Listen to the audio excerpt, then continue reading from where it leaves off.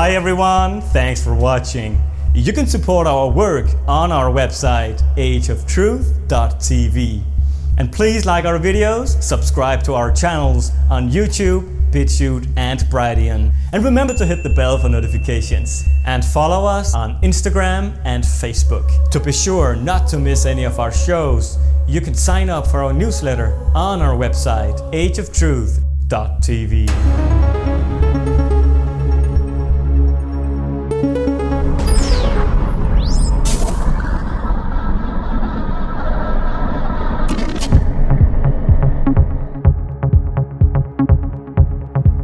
Hello and welcome to this edition of Age of Truth TV. I'm Lucas Alexander in Copenhagen, Denmark. It's the 20th of July 2021, and our guest today is a rather legendary figure within the field of truth and conspiracy research. He is an American filmmaker, producer, author, researcher, and lecturer. And it's a privilege to welcome him on our show, Jay Weidner.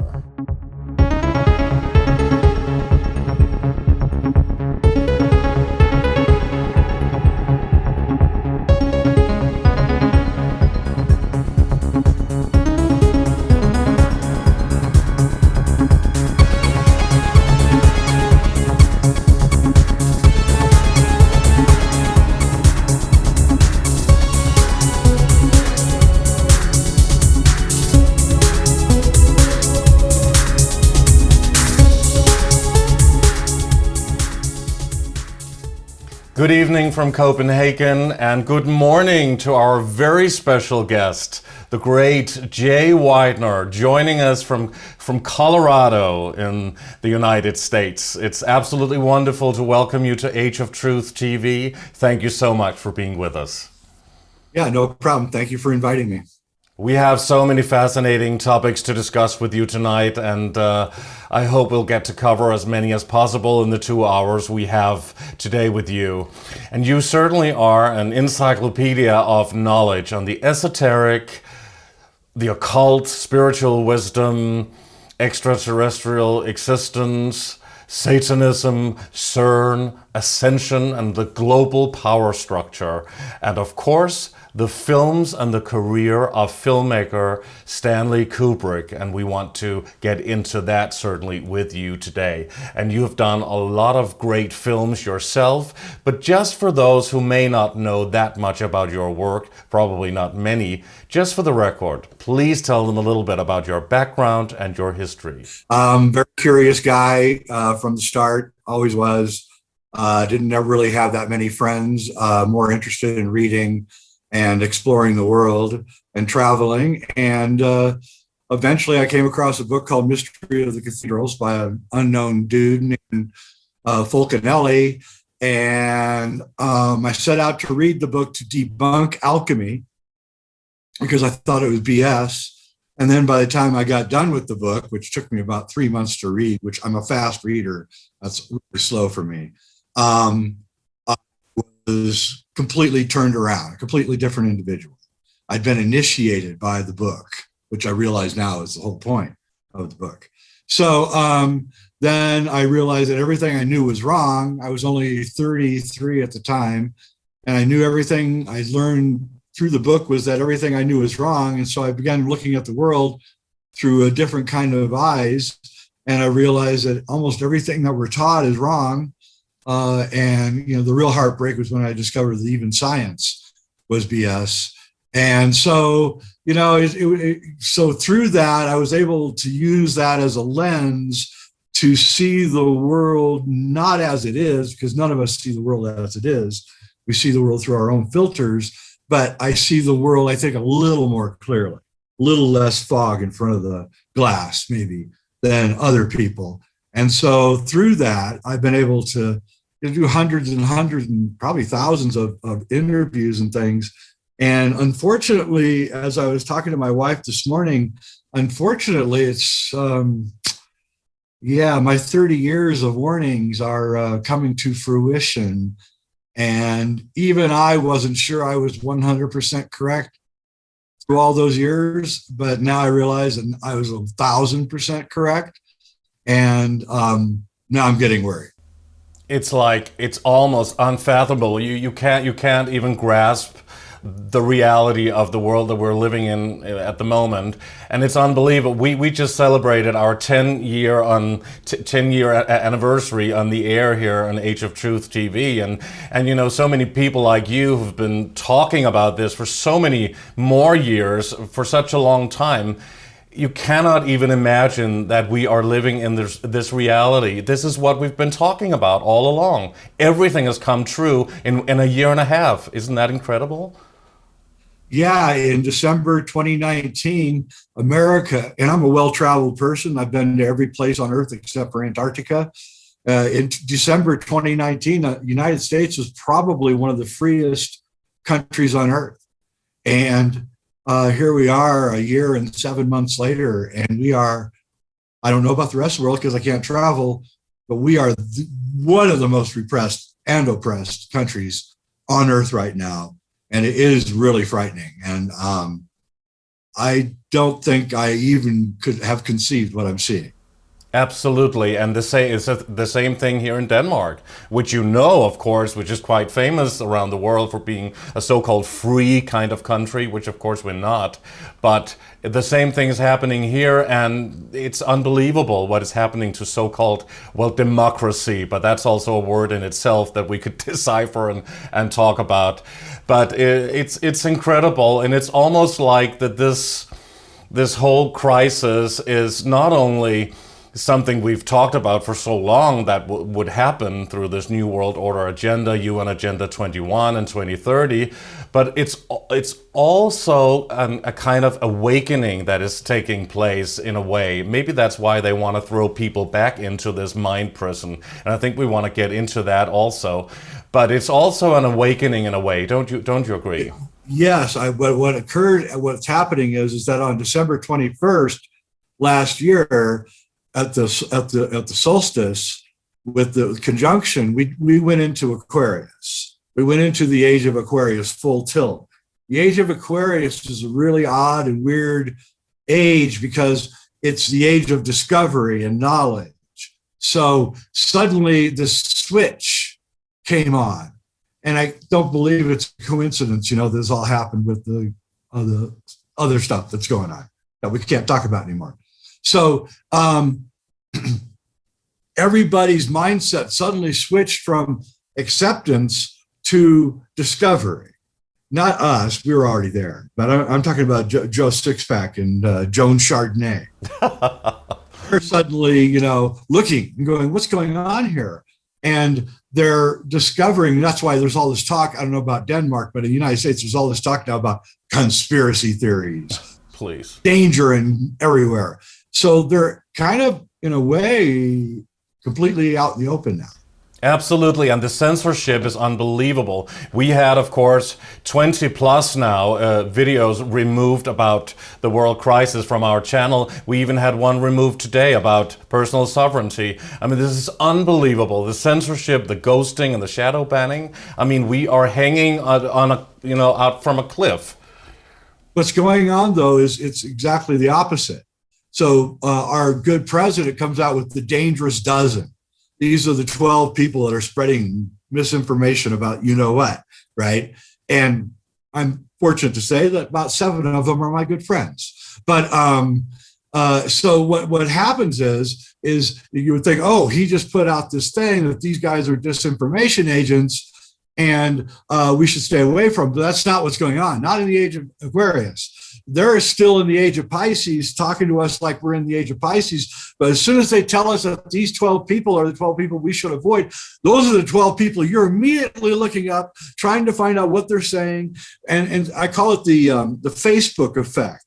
When Facebook bans an article or something, then that becomes what you want to read. That becomes exactly where you want to go. So they're self-selecting the information that we need to see by banning it. And you can still get it. They're not really banning it.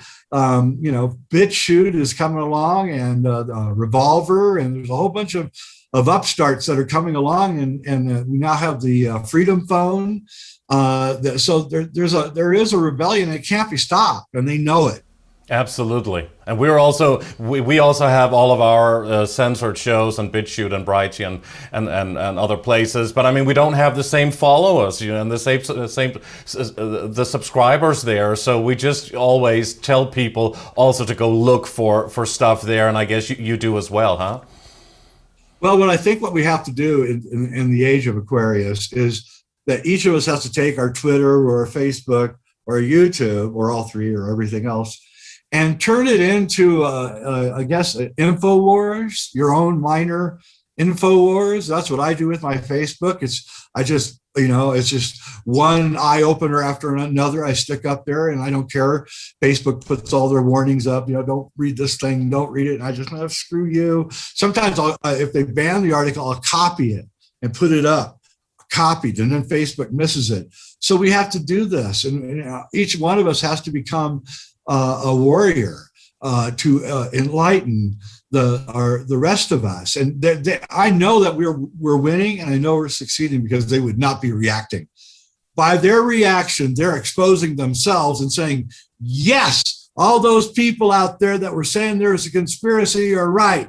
And we're the people running the show. That's what they're saying. That's basically what they're saying. They're out in the open. I was watching the World Economic Forum, some panel a couple of weeks ago. And on the panel, this guy, he's serious. He's saying, I think I found the solution to our environmental problems and our overeating and our all that. And then well, what's the solution? He goes, we need to genetically modify humans so they're only 2 feet tall. Then we'll breathe less air, we'll eat less food, we'll take up less land, and everybody on the panel agreed. Yeah, that's a really good idea. What's interesting about that is that if you go to the Vedic texts and you read about the Kali Yuga, they say that at the end of the Kali Yuga, humans will only be 2 feet tall. And I always wondered, well, how is that going to happen, right? Well, now we know. They're going to genetically modify us to be short. So is that what will become the grays of the future? Those that some people say are traveling back to see their past before they became like AI robots? Well, here's what I think about that. And this one probably is not going to go over well, but I don't even care anymore. What's going on with ETs and all that is that we, in this solar system that we're living in, we're living with a type 2 civilization here. It exists right here with us. And you can see evidence on, and what they do is they cleverly hide. They don't have like the big Star Trek ships, the sleek metal ships. Everything's hidden inside asteroids, and which, by the way, Carl Sagan even said is the safest place for humans to travel in outer space is to hollow out an asteroid, right? And then live inside it because of the radiation. And that's what this type 2 civilization has. They're traveling around in ships that look like rocks and asteroids and stuff. And they're high tech, and you don't even have to be hollow out asteroid. All you have to do is do like a glass blower. You heat the asteroid up really hot, and you inject a tube into it, and then you inject air, and it blows up, right? Just like glass. You can create your ships that way. Really easy. It doesn't take much energy, and so we have to understand that there's occupants on almost all the hard planets. No, all the hard planets. Mercury even has occupants. And I don't know who they are. I guess they're humans. And we're some kind of farm. We're where they come to get their water, and I guess their food and genetics and that's what's going on. As far as I can tell, that's what's happening. And the governments of the world know this. Nothing they can do about it. They're completely under the gun. And even Stanley Kubrick talked about it in 2001 about how we were transformed from a hominid into what we are now. And that's what's going on. I mean, basically, I can come back from the brink and tell you that, as far as I can tell, hanging out with, all these influential people, that this is what's going on. This is what I've ascertained, that we are, in the Vedic tradition, they have these, I forget what they're called, they're call and return singing. So there's a singer on stage, and the whole audience returns it. exactly what he just said, right? It's all in Hindi. Like the mantras. Yeah. You know, those, yeah, Sanskrit, huh? Yeah, it's called, there's a term for it. It's really fun. Okay. If you go playing, they got sitars and tablas, and it's really fun. But one day I was going to, because my wife likes it, right? And I was just hanging around. And then I went up to the Indian guy and I said, well, do you have a translation of what we're singing here? And he said, well, yeah, I can tell you. I said, well, what is it? What we're singing? He said, well, this line is, "Oh, Rama, Rama, we are your slaves. We will do anything for you. Oh, Rama." And I'm like, what? What? Slave songs? And he said, yeah, they're pretty much, I guess, yeah, like the blacks in America, they have their slave songs about, and this is, I guess you could call them a slave song. I thought they were singing mantras to the universe and the ascension and all these things. That's what you think you're doing, but we're really praising the guys that are conquerors. And if you look back, even in the Western tradition, we have this whole tradition of giving stuff to our gods, right?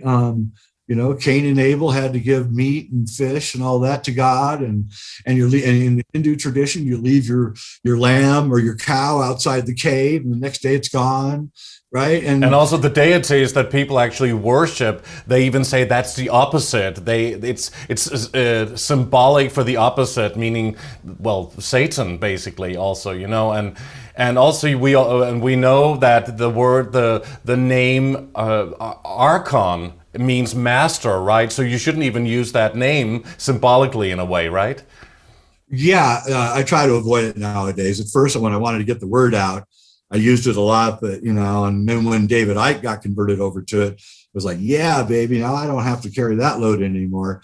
So, but yeah, that's exactly right. The Archon are our rulers that rule over us, and we don't know it. It's a beautiful system for them but it's breaking now.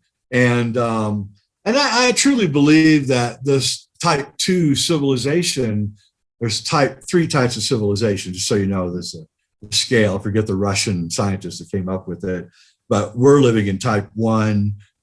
Type 2 is one that's conquered the solar system. Type 3 is one that's conquered the star. But what do you mean when you say type 1 and 2? Is that like in a multiverse, in a parallel dimension or something? Or is it in this dimension? Technologically, you go from type 1, which is what we're in, or are we type 3? I think we're type 3. We're type 3, which is just rudimentary technology. And then when we get the AI, then we turn into type 2, which means we go into outer space and we conquer planets and the solar system. And then type 1 is the galaxy, where a civilization is galaxy-wide, which is where the type 2 is headed, as long as there's no catastrophe or anything, and they keep their technology advancing, they will eventually conquer the galaxy. And we are living in a type 2 where they've conquered the solar system. So you can look, and NASA's Magellan program mapped Venus, and we find buildings and roads and all sorts of technological stuff on Venus. Same thing with Mars. There's stuff all over the place on Mars. Same thing on the moon, especially the backside, which is where everything is. And the moon's probably artificial. Yeah, they talk about it being artificial and being driven in here by a reptilian race. Yeah, that's right. And it's a great place to watch us, of course. And again, we're a farmed planet. That's what we are. And apparently these guys like beef. I mean, let's just be honest with you. They seem to like beef. When they took over India, they outlawed eating of beef, and only they could eat it, right? And the same thing here. They're going to outlaw beef. You know that. Yeah. Meat shortages. That's the next thing. 5 years. No, they're going to do it for environmental reasons. They're going to tax each cow like $1,000 a year. It's going to be impossible to raise cattle, and then it's going to happen. It's part of the whole climate change agenda, huh? That's right. Veganism and all of that. I mean, if people choose to be a vegan, that's fine. But I mean, it's part of a larger agenda. That's right. I have no problem with vegetarianism. That's not what I'm talking about. I'm talking about us being coerced and forced into certain patterns. And the control of all resources, which is the UN Agenda 21 action plan. Yeah, and then they want to chip you, and then and so when you after you've had that second glass of red wine, that's it. You'll get sick if you have another one. So there's going to be all these curtails. You can only have 2,000 calories or whatever they turn. And then they're going to blame it on those who don't drink wine, huh? Yeah, just like they're blaming the outbreak of the new viral thing on people who aren't vaccinated. Mm-hmm. So yeah, so it's a very diabolical, clever plan, I guess, that this is they're getting rid of a large group of us. And it almost, there's this French guy, I can't remember his name, but he was an advisor to Mitterrand back in the early 80s. And he wrote a book about how to take care of the world's problems. I don't remember his name. I don't remember the book. I read it. It's a brutal book. I mean, it is brutal reality. And this is 1981, so 40 years ago. Wow. And he was, the number one goal is to get rid of the stupid people, right? And he actually uses the word, right, as the way to get rid of the dumb people. And he says they're the biggest problem that we face, not people, dumb people. And we need to find a way to get rid of the morons. So he was really brutal with it. And apparently he thought anybody under 100 IQ should go, right? But don't you think that this coronation of the population through this Mark of the Beast operation here, don't you think that this is basically only happening because people are really insecure and ultimately afraid of death? Yeah, in a way, it's culling the ones that are kind of a pain in the ass. I mean, I'm sorry for them, and I don't want them to die, but they are kind of a pain in the ass, and because we have to deal with their stupidity. And if you're smart, there's nothing harder on earth than trying to understand stupidity. It's impossible. You don't understand why they keep making the same dumb mistakes and everything. But I've always said that the internet is one of the things that the internet is going to do, and I think it's doing it, like the show is proof of it, is that I called it the rebellion of the intelligent. In other words, we're going to siphon through the information, and those that are intelligent are going to gravitate towards certain centers of knowledge gathering. So, the internet went from this scattered, crazy place in the early 90s and 2000s to certain aggregate sites that gathered information for us, so we didn't get so lost. That created a much easier way to get around. So you had certain sites you respected, so you went there, and then now you weren't running all over the place. That centered the knowledge down even more. But then in around 2016, which is when the crackdown started, we had reached what I call this crescendo of maturity. And it freaked them out. We were able to look at reality, not everybody, the small minority, 5% maybe. We were able to look at reality and actually see that ain't real. Look at that. That's BS. And that was going on everywhere, if you remember, in 2016. But the real interesting thing, if you're an investigative journalist, is looking back at the way the sites that were taken down starting in 2018, and look at which sites were taken down and when, and then you can see the premeditated crime being performed. So certain sites were taken down that were going to be the first alerts to what was going to happen in 2020. And that's proof of a crime. That's when you're looking for a crime, you look back at what happened before the crime. Was there weird things happening before the crime that would prevent that crime from being reported? And boom, boom, boom, you look and it's like, oh, finally we get it. What was going on starting in 2018 was the forced removal of the first alert waves. Okay, they got removed first. Why would they do that? Because this has all been pre-planned. It's all been pre-planned since 2012. We know that because that's when Dr. Fake Chi started funding the stuff over and across the other side of the world. And having Dr. Fake Chi be in charge of this is like having the police inspector who kills his wife being in charge of the murder investigation. It's outrageous. Yeah, it's unbelievable what's going on. And the interesting thing is that you talk about people with low IQ in a way, or people maybe easily suggestible and buying into the whole fear porn propaganda. Interestingly enough, academics, they are some of the worst state propagandists, supposedly highly educated, some of them, huh? Yeah, really, I have this adage that college is just mind control. You're not going to learn anything but how to think like the establishment. But it is interesting because there are several scientists. We have one in our country, Brett Weinstein, who's an evolutionary biologist, and he's totally straight, total normie, right? A year ago. But now, as the year is progressing, he realizes that he's not allowed to talk about evolutionary biology on his YouTube show, even though he's one of the top evolutionary biologists in the country. And he now smells the rat, right? He's like, wait a minute, what's going on here? We can't talk about science anymore. They're telling me that I'm one of the top evolutionary biologists in this country, and I am not qualified to talk about biology, right? And that's an eye opener. That's what I'm talking about. That they are entrapping themselves. All the fence sitters are now falling over onto our side. That's the thing. And so our side is swelling, and they must know it. We know they're listening to everything that's being said on the phone and emails and everything. And so my thing is watching the way that they're reacting, like Macron saying they're going to throw everybody in jail and then pulling back from it, right? That tells me they're poking a stick at us to see how we react. And when our reaction is scaring the life out of them.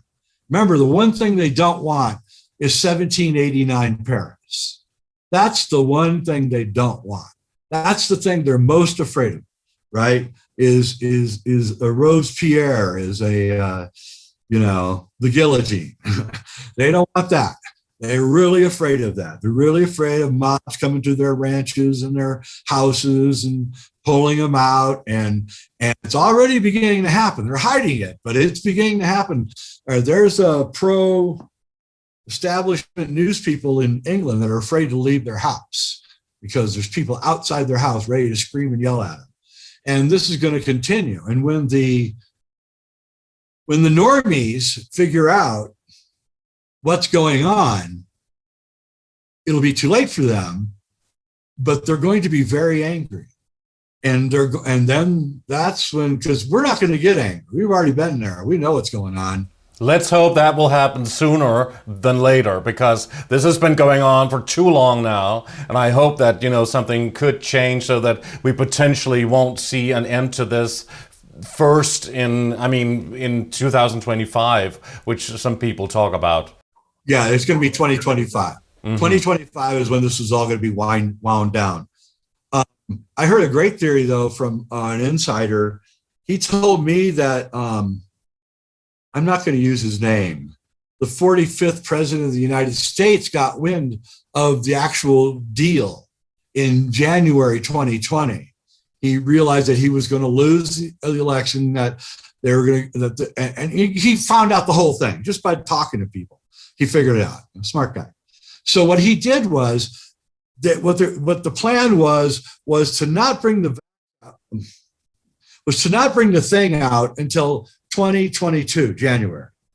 Okay, he did Operation Warp Speed, which sped that up and took a year away from the plan. He literally took a year out of the plan. Now they had to speed up the plan by a year, which meant they're going to start making a lot of mistakes. Yeah, and some people also said it's going to end in 2024 because the plan has been changed. But I mean, let's see what's going to happen, huh? Well, no, we're in for the struggle. We're in the struggle right now, and you best know that they're going to go door to door. And there's no doubt that's where they're headed with this. If you don't think that, you're wrong. So you got to start thinking what you're going to do. A lot of us are thinking about red pilling the people when they come to our door. In other words, going out there and spending 45 minutes to an hour with paperwork and your computer and showing them what they're really doing and what they're responsible for and the karma that they're inflicting. Some of us, like me, I'm just going to head into the mountains, man. I'm done. You're going to come kill me. It's either I head into the mountains or I take you with me, and I don't want to do the latter. So I'm just heading into the mountains, and I'll wait it out. But they're not going to spike me. I'm not getting the spike. No, and no, certainly not. Definitely. I've seen the literature on it. It's deadly. It's well thought out. It's a plan. Do you think that we will see people dying in the coming years? As some people said, in even large numbers. I don't know anyone that died of the original thing that happened in January 2020. I know 3 that have died after they got the, three. Wow. 2 of them are actually people that are well known, and they died. And they died. The one is a famous meteorologist who writes about the coming ice age, and he got it on January 1st. On January 3rd, I called him on the phone, and he told me he couldn't walk, and that he was in bed, and that his legs were in such pain that he was just unbearable. Nothing could solve it, no Advil, nothing. And then on the 7th, I called him up again, and he couldn't answer the phone. So I talked to his wife, and she said he's not eating, and then he died on. And we have seen similar things here, even people quite close. So it's absolutely horrible. And I want to go into also the topic of Stanley Kubrick, because this is so fascinating. But before we do that, there's an interesting story that you've told, because you had a friend years ago who took a liking to you when you were quite young, and he was much older. And you've said that he was a millionaire or a billionaire or something. Billionaire.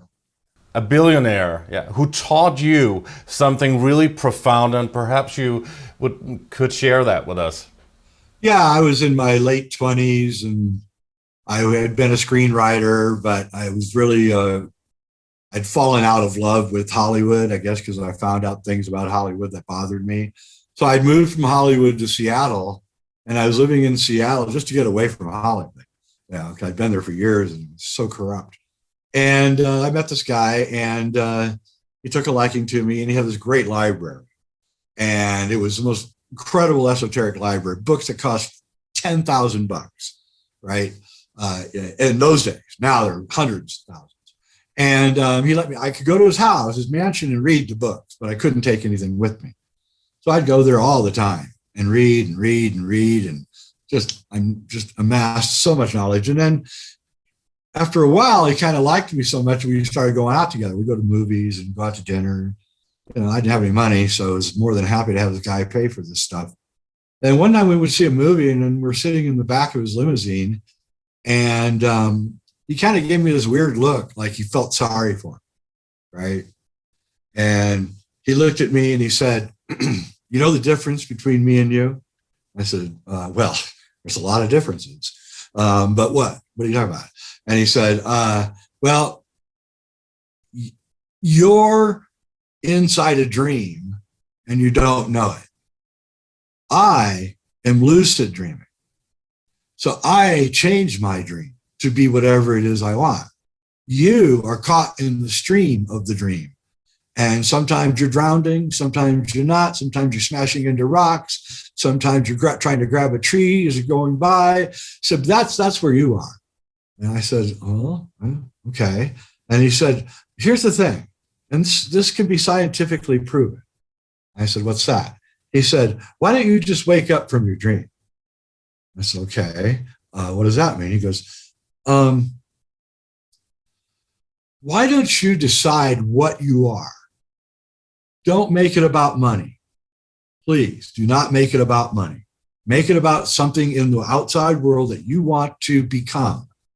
And just every day, think of that. That's what you want to become." He said, "I guarantee you'll become that." And I said, "Really?" He said, "Yeah, it's scientifically verifiable. You can do it right now. You can start right now." So I went home and I thought about it. And I said, "Well, what would I want to be?" I said, "Well, what I really want to be is a really good filmmaker."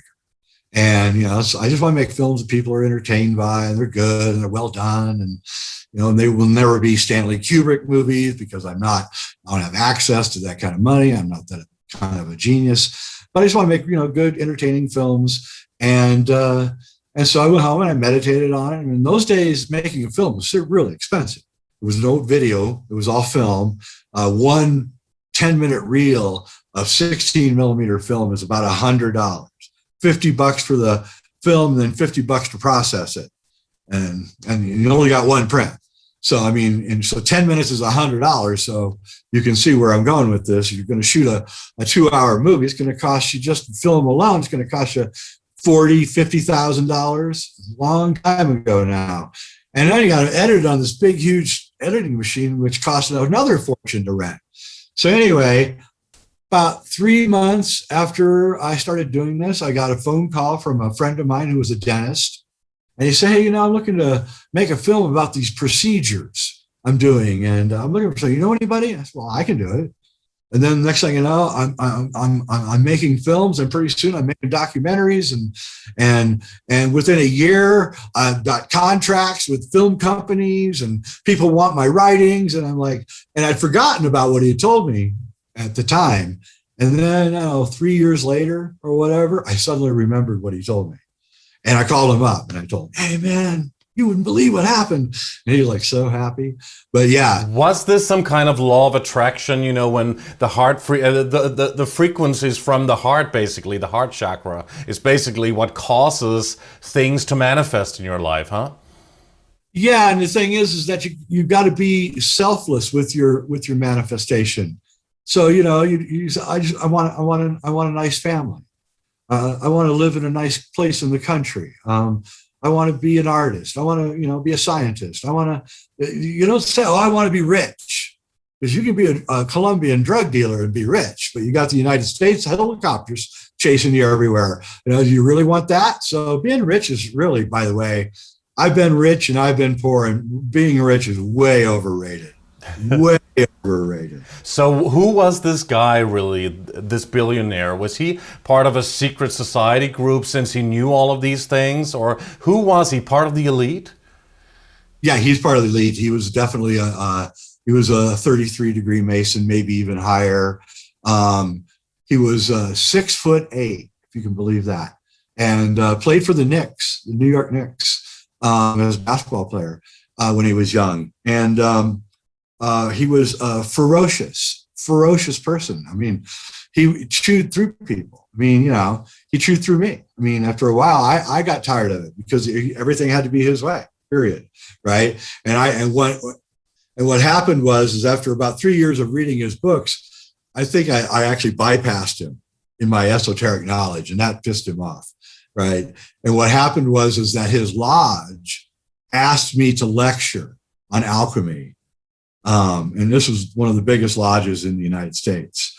I'm not a Freemason, but I thought, how weird. I'm not a Freemason, and I'm being asked by the biggest lodge to tell them what they should be knowing.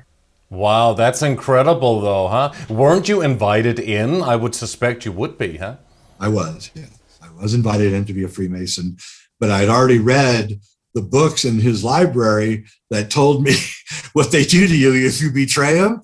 Right? Hang you from a bridge by your foot, and dunk your head in water for, until you drowned. And I'm like, I want to be able to say what I want to say in public. Right. And I'm not going to be curtailed by this. And they're going to, they're already telling me they're going to kill me if I say anything. So why would I join that lodge? Besides, I'm telling them what their books say. They don't even know. Right. So why would I want to join a lodge is asking me to lecture them. Yeah. And you certainly have been saying what you wanted to say all throughout your career here, and all of the years that you've been doing that. But interestingly enough, one of your special topics is, of course, all of the knowledge you have about Stanley Kubrick, his life and his career. You've said that Stanley Kubrick was never invited into the deep inner circle of the elite occultists, but was somewhat controlled by them and had to do their bidding. So Did Stanley Kubrick expose these dark so-called secrets in his films in code through a never-ending constant load of symbolism on purpose to try and expose the system and the dark world that he had become a part of, because he was never allowed into the deepest realms of the so-called Illuminati circle? And would he perhaps not have done this and not included all of the symbolism if he had been invited to join them? Yeah, he did. His films are one never ending. From The Killing onwards, his films, that's 1953, I think, no, 54. The Killing onwards, all of his films are a revelation about the darkest corners of our reality. And even Dr. Strangelove, which is a comedy, is probably the most exposing of the dark corners. But well, we know that one of his obsessions in his films is, of course, people trying to rise up into the elites and then being turned down. From Barry Lyndon with Ryan O'Neal trying to rise up into the upper echelons of English society just to be turned down, to Eyes Wide Shut with Tom Cruise trying to rise up into the higher echelons just to be turned down and told that you'll never be a part of us. And so, yeah, this is a constant theme. Even The Shining is a little bit that way. The upper class people are in that party where Jack, they're supposed to, but are they really? And Jack is wearing, his lumberjack outfit, completely out of place in that scene. Then he goes to the bar and the bartender says, it's on the house. And you can see that Jack himself is being used by larger forces that he can't really control in The Shining, which is actually what makes the film creepy, actually. It's that underlying tone of it. But, Kubrick was going to use Eyes Wide Shut and AI. He had both films written and ready to go. Unfortunately, he died at the making of Eyes Wide Shut near the end. And so he didn't get to make AI, but AI was going to be a real eye-opener. Probably would have been suppressed if the script that I heard about had ever gotten made, because it really was going to expose a very deep and dark underbelly of the world.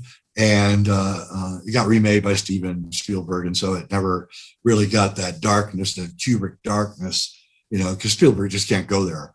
It's no offense against anything in him. He just can't go there. He's the establishment filmmaker, as Kubrick was kind of the anti-establishment filmmaker. And it's interesting that they were friends. And it's also interesting that Spielberg claims that Kubrick gave him the script to AI and told him to make it. No, Kubrick didn't do those kinds of things. So anyway, I'm not going to get into that. But do you think that actually he would not have exposed all of these dark secrets in code and, in symbols? There's never-ending symbols that we want to get into as well. But I mean, do you think he would not have done it if he had been invited all the way in to the deep inner circle? He can't get in. He could never get in. Why not? Genetics. The bloodline. Yeah, so he can only get to a certain point. Yeah, you can be their faithful servant and the bloodlines don't matter. But when it comes into being accepted in, and that's what he's talking about in Barry Lyndon. He wasn't part of the bloodline. He was not let in. He wasn't part of the bloodline. Same thing with Tom Cruise. He's never going to get in. You think you're going to get in? Like a Sidney Pollack at the end there in that movie, doing the pool stick. You think you're going to get in? Really? You don't know who you're dealing with, do you? Right? It's like, yeah, that's right. You got it. And I think Kubrick probably got invited to that famous Rothschild party in 1971 where they had the masks and stuff. And, because he'd just done the moon landings. And so he was, but he didn't realize that getting invited to the orgy party was not being invited into the inner circle. That's just, you can come to the party because you're an interesting cat and we like to talk to you, but, sorry, dude, you're not going to get in. However, I do believe Arthur C. Clarke was in, his co-writer in 2001. I believe he was part of the ruling Illuminati. He knew about Iapetus, That's why at the end of the book 2001, the monolith isn't floating around Jupiter. It's on the moon of Saturn. It's on Iapetus, which is truly one of the strangest planet moons in our solar system. And I think it's probably a ship of some kind. Is that the moon around Saturn that looks totally like the Death Star in Star Wars? Yeah. That's Iapetus. Yeah. Again, how did George Lucas, come up with the Death Star? That was one of my questions later on, also talking about symbolism in Star Wars and Lord of the Rings. But I mean, we can even go there now and then go back to Kubrick. Yeah, wherever you want to go. But, so what I'm saying is that we had a secret space program that started in the 1950s using the Operation Paperclip Germans that were brought into the United States, funded by the richest countries that ever existed. So they had all the resources that they needed, and they had all the German talent. And they created the secret space program. We got, bases out in outer space and everything. And Arthur C. Clarke knew about this. And if you think about it, both the moon mission in 2001 is just a secret. They're going to cover it up by saying there's a virus that got loose on the moon base. And also the Jupiter mission is a secret. Like even the astronauts don't know the real reason they're going, right? Until finally at the end, they find out. So 2001 is about the secret space program, essentially, about a big cover-up going on with this. And Kubrick knew about it. He was obsessed with German science and from the 40s, the anti-gravity stuff and things. So this type 2 civilization is out there and they know it. And Kubrick was trying to tell us about it in 2001. That was one of the big reveals. And so that's what's going on here. And when we see everything that's gone on from the 50s, we can see that. So Sun Tzu in his Art of War says that if you want to have victory in a war, you have to have two things. One, surprise, and two, the high ground, right? They've got the high ground. That's what the secret space program is. They're all around us in their satellites. They're looking at us, watching everything. Nobody can do anything, believe me. I've been told by high ups in the military, don't worry about China attacking anybody. Don't worry about Russia doing anything. Anybody does anything, they will be completely decimated in seconds. And I believe it. So, and that's surprise. So surprise and the high ground. So it makes sense what they're doing. So please give us an overview, just to connect the dots and sum up how Kubrick's occult career began. I guess that Spartacus was just an epic Hollywood film. That's at least what I assume. And that it wasn't until Dr. Strangelove that things began to change for Kubrick, which led to 2001 Space Odyssey, and then the supposed fake moon landing hoax, and then Clockwork Orange and The Shining, and eventually Eyes Wide Shut about mind control and satanic occultism. It is interesting how Spartacus, which I believe is exactly halfway in his career, was the kind of the change agent somehow. And, it's his least personal film. He didn't write the script, although he rewrote a lot of it because, he had a lot of sentimental hogwash in it and he couldn't stand that. It was supposed to have been directed by, what was his name, Trumbo? No, he wrote the script. All right. Dalton Trumbo wrote the script. He was part of the Hollywood people that got blacklisted for being communist. And McCarthy was virulently anti-communist, by the way. Mm-hmm. He hated unions. He hated communism. He would rant about it, apparently, at night, about how much he hated it. And so he didn't like Dalton Trumbo's script very much. He did like the ending, I am Spartacus, and it's a great ending. Who could not like that? And but he had to spend time in Hollywood, is what I'm getting at here. So he moved to Hollywood in like 1957, and he did The Killing, and he did Paths of Glory. He did that, shot that in Germany. That's where he met his wife, in Germany. Then came back and he did Lolita. Then he had to go to Hollywood to shoot Spartacus, and he hated it. He hated it. He hated the people. He hated the constant sunshine. He hated the arrogance. He hated a lot of stuff about it. And when he left, that was his last movie, last time he said that Hollywood has the cloud of malignance hanging over it. Yeah, and even back then, huh? Yeah, it was a bad place, man. Hollywood is a bad, bad place. Really bad. I mean, I know the history of it. It's bad. I can tell you, Hollywood has probably covered up 10,000 deaths in their lifespan. Really? Are you sure? Oh, yeah, absolutely. A set collapsed in 1933. It was a war scene. The troops were attacking each other. The whole set collapsed and like 240 people died. Nobody knows about it. But that could have been an accident, or? You know how many horses died in the making of Lord of the Rings? How many? 2,000 horses died making Lord of the Rings. You're kidding. Really? That's terrible. Why did they die? Oh, Hollywood is horrifying. I was on a set one time. We were at this beautiful house, and I was just a camera operator. And this guy had this like 500-year-old oak tree in front of his house, and he was renting the house to us like $1,000 a day or whatever, right? We're shooting some scene there, and we couldn't get the camera up to the window, right? So the director goes, "Cut a limb off that tree," and he made us cut a limb that was like this thick off this 500-year-old oak tree so he could get the camera into the position. And the homeowner came home and saw that we had chopped off about a third of his 500-year-old oak tree, almost had a heart attack. But there wasn't a contract. We could do it, right? You didn't read the contract very well, right? And that, that's the kind of thing, that's why I left. I couldn't put up with it. It was just awful. And the sexploitation was just absolutely terrible. So, they weren't making films. I don't know what they were doing, but they weren't making films. But some people have had good experiences, also character actors who doesn't know much about what is actually going on. There are people who really doesn't know, and I do believe that they're honest about it, huh? It's not everybody who's inaugurated or who's been taking part in rituals and all of those things that we hear about, huh? Most are really nice people.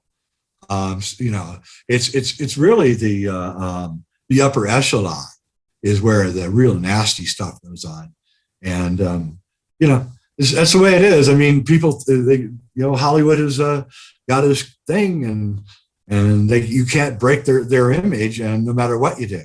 So, you can tell, a lot of people have tried to expose Kenneth Anger, Hollywood Babylon. He tried to expose it, but, who knows that book, hardly anybody. Right. So, Yeah, and a lot is coming out now and in recent years, and of course the whole Me Too thing is just the tip of the iceberg of the things that they don't talk about.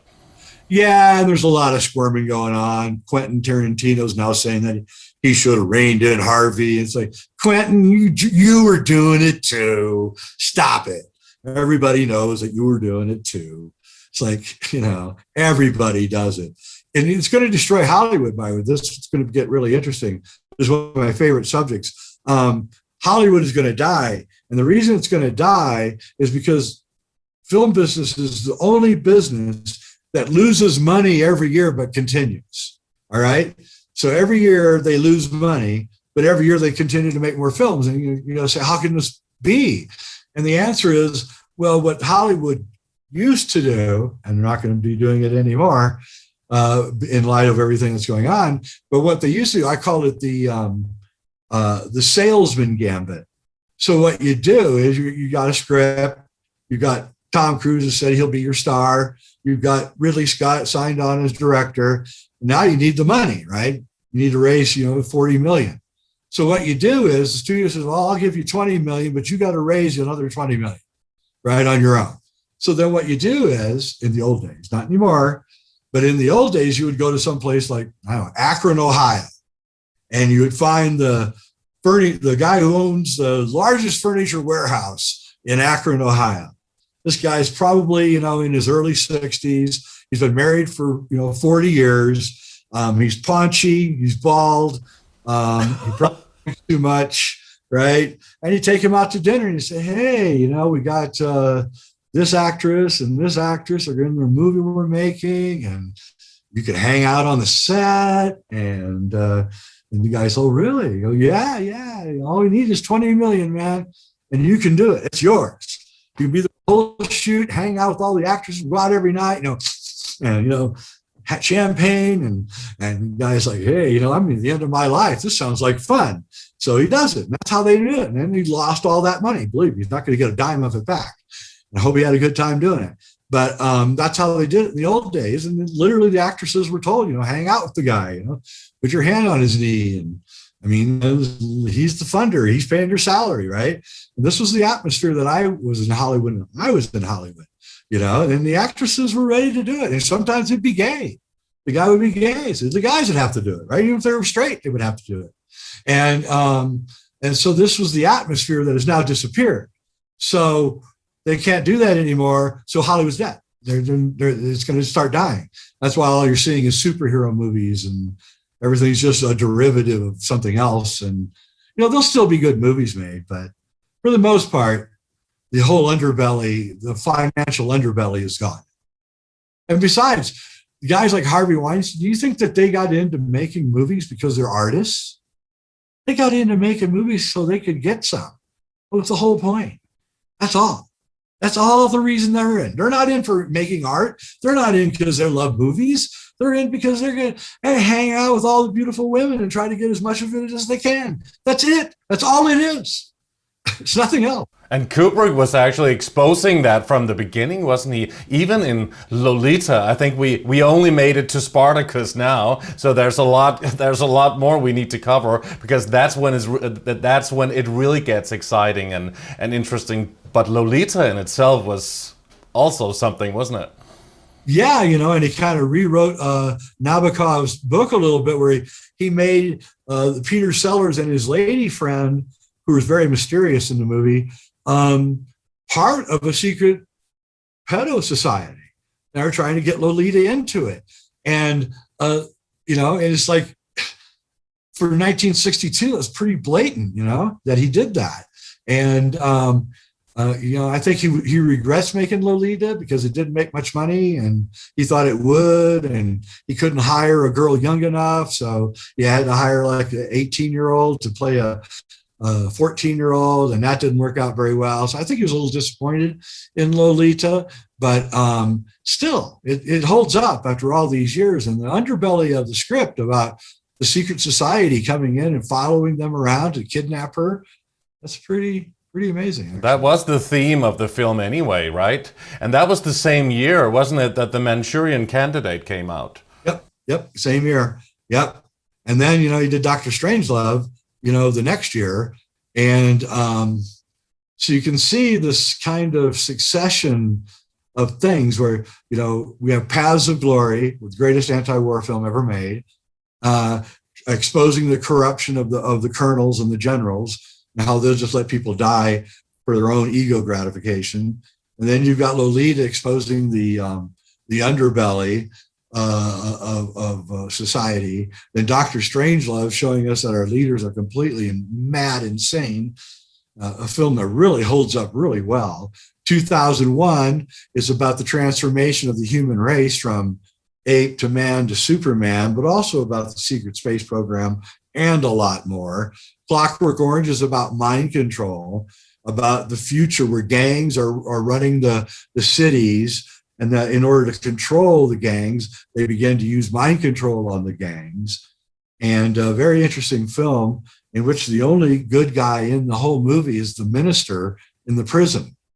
And Kubrick was an avowed atheist, so it's very strange that he makes the minister the only caring, loving person, maybe naive too, in that movie. And Kubrick, of course, pulls a double whammy on you in Clockwork Orange, where he's saying that, look, I'm making a movie how you can be controlled by movies. That's what the essence of this movie is about. And I'm going to control you through my movie by making you fall in love with a complete violent psychopath. You think I can't do it? Watch. And he did it.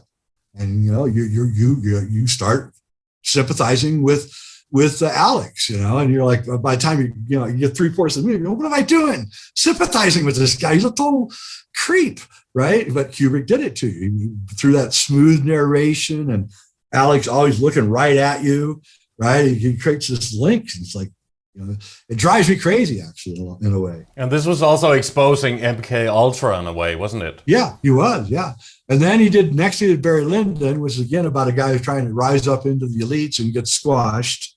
But also it was Kubrick trying to overcome the damage he did to himself with Clockwork Orange, because a lot of people were freaked out by the X rating and all the violence. And Kubrick, he made a lot of money out of it, but he thought it damaged his reputation. So he did Barry Lyndon as a slow-moving period piece to kind of hopefully, erase some of the damage that Clockwork Orange did to his career.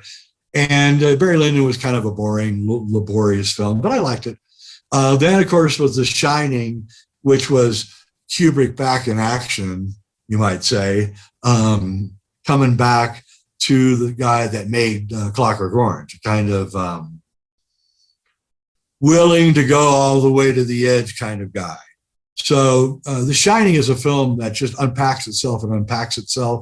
And Rodney Asher did a great job in Room 237 with the unpacking. And as I told Rodney, all of the theories that are presented in Room 237 about The Shining can all be encased inside my theory. But that was also a film that you produced, huh? Didn't you? No, I didn't produce it. I was the top interview of it. All right. Yeah. So you were in that film. That's how it was then. Yeah, I was the top guy. Yeah, I had probably half the screen time. Yeah. In the narration. It's a really interesting and very, very great documentary. People should really watch it, actually. But please talk about the connection between The Shining and, of course, Space Odyssey and the moon landing, because this is one of the one of the grandfathers of all conspiracy theories, isn't it? That the moon landing was faked and supposedly made by Kubrick. So please go into that. How was it made? What do you think is the real story behind it? All right. So what happened is that the DVD for 2001 came out, I think in like 2001. I think it came out that year. And I bought it because I was a big fan of 2001. And I didn't like the VHS quality of it. I wanted to see it in pristine quality. So I bought it and got my popcorn out and put it on my TV. And I'm watching it. And I'm about 10 minutes into the movie, the ape scene. And I click the pause and I go, well, it's weird, because all the time that I've been spending the last 5 years looking at all the Apollo photographs, I kept noticing, because I was really involved in finding alien artifacts on the moon through the Apollo photography. But as a photographer, I kept coming up against this weird thing where everything was in focus with these on the surface photography on the lunar surface of Apollo. So the background mountains were in focus, the sand on the front here was in focus, the astronauts in focus. I'm like, well, these are Hasselblad 70 millimeter cameras. They're pretty, they need focus. They have deep focus problems, right? So something should be out of focus. The mountains should be out of focus, but they're not. I never could figure it out. And then I'm watching this 2001 and I noticed the same thing. I noticed that in the ape scenes that the ground is in focus, the ape is in focus, the mountains are in focus. But I knew, because I was a student of cinema, that he was using front screen projection in these ape scenes. And this is in fact, he was the expert in front screen projection. And so what that is a way to put all the ape scenes in 2001 are shot in a studio. They're not shot outside. It looks like they're shot outside, but they're not. He's got giant projected slides, 70 millimeter slides actually, in the background. And he's using this front projection system, which allows the full light of the background image to come forth into the camera. So it doesn't look like it looks like it's part of the scene.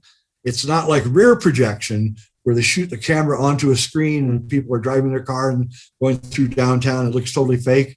Kubrick hated that, right? So in fact, he mocked it in Clockwork Orange, in one of the scenes in Clockwork Orange.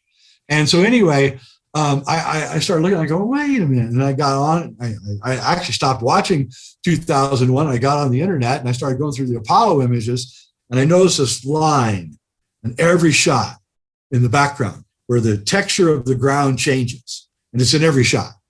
I looked at every shot and I found it, and I realized that it was front screen projection, that the Apollo stuff was front screen projection, exactly as the stuff being used in 2001. Then I started thinking, oh my God, all of the connections between NASA and Stanley and Arthur C. Clarke during the making of 2001. We had the head of NASA from Houston going to London to supervise the shooting of the footage. Then I started thinking about the long 4-year span of shooting, which no film takes 4 years. I thought, why would it take 4 years to make a film? I mean, no film takes 4 years, not even Lord of the Rings, which was all 3. It only took 3. So I realized that there was an elongated shooting schedule. And then I started putting it together that Kubrick had done it. And this is an aside, because I'm going to get to The Shining. One of the things, this is a recent development. I think this is only the first time I've talked about it. One of the things that always bothered me, though, about Kubrick doing the moon landings is I knew he didn't want to leave England. He wasn't a guy who liked to travel. So I knew there was no studio at Pinewood or at Sherwood Studios that was big enough to do the moon landing, because it had to be big, right? Well, I was reading this book about a year ago about the moon, just recently came out, and a guy says that he was doing a lecture in England on the moon landings, and somebody came up to him and said, yeah, did you know I met Buzz Aldrin and Neil Armstrong in 1968? And he says, what? He says, yeah, they had a whole moon landing set over at Covington Blimp, the Covington Blimp hangar. And I was there working and I met them. And I just about lost my cookies. And I looked up the Blimp, the Covington, it's now a movie studio. It got turned into a movie studio. So it was done in England and not in Nevada or something like that. It was a Blimp hangar, and it was 45 minutes away from Kubrick's house. A 45-minute drive away from Kubrick's house in St. Albans in England. And so I said, oh my God, this is it. I found the studio. So it was inside of a studio. It's not outside like people say it was in the desert of Arizona or Nevada. Yeah, it was a gigantic Blimp hangar that is now used. By the way, right after 1968, it got converted into a giant set, a movie set. And still to this day, it's being used as a giant movie set.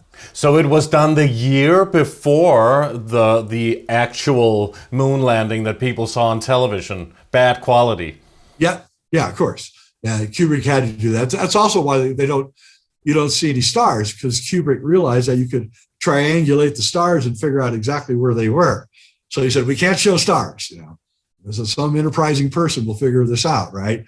So that's why they don't. He said no stars. We can't show any stars. But it was certainly a perfectly lit set, wasn't it? From above, even you saw the shadows and everything, and it was like it was a slow motion speed, and if you speed it up, you can see the actual the in real time.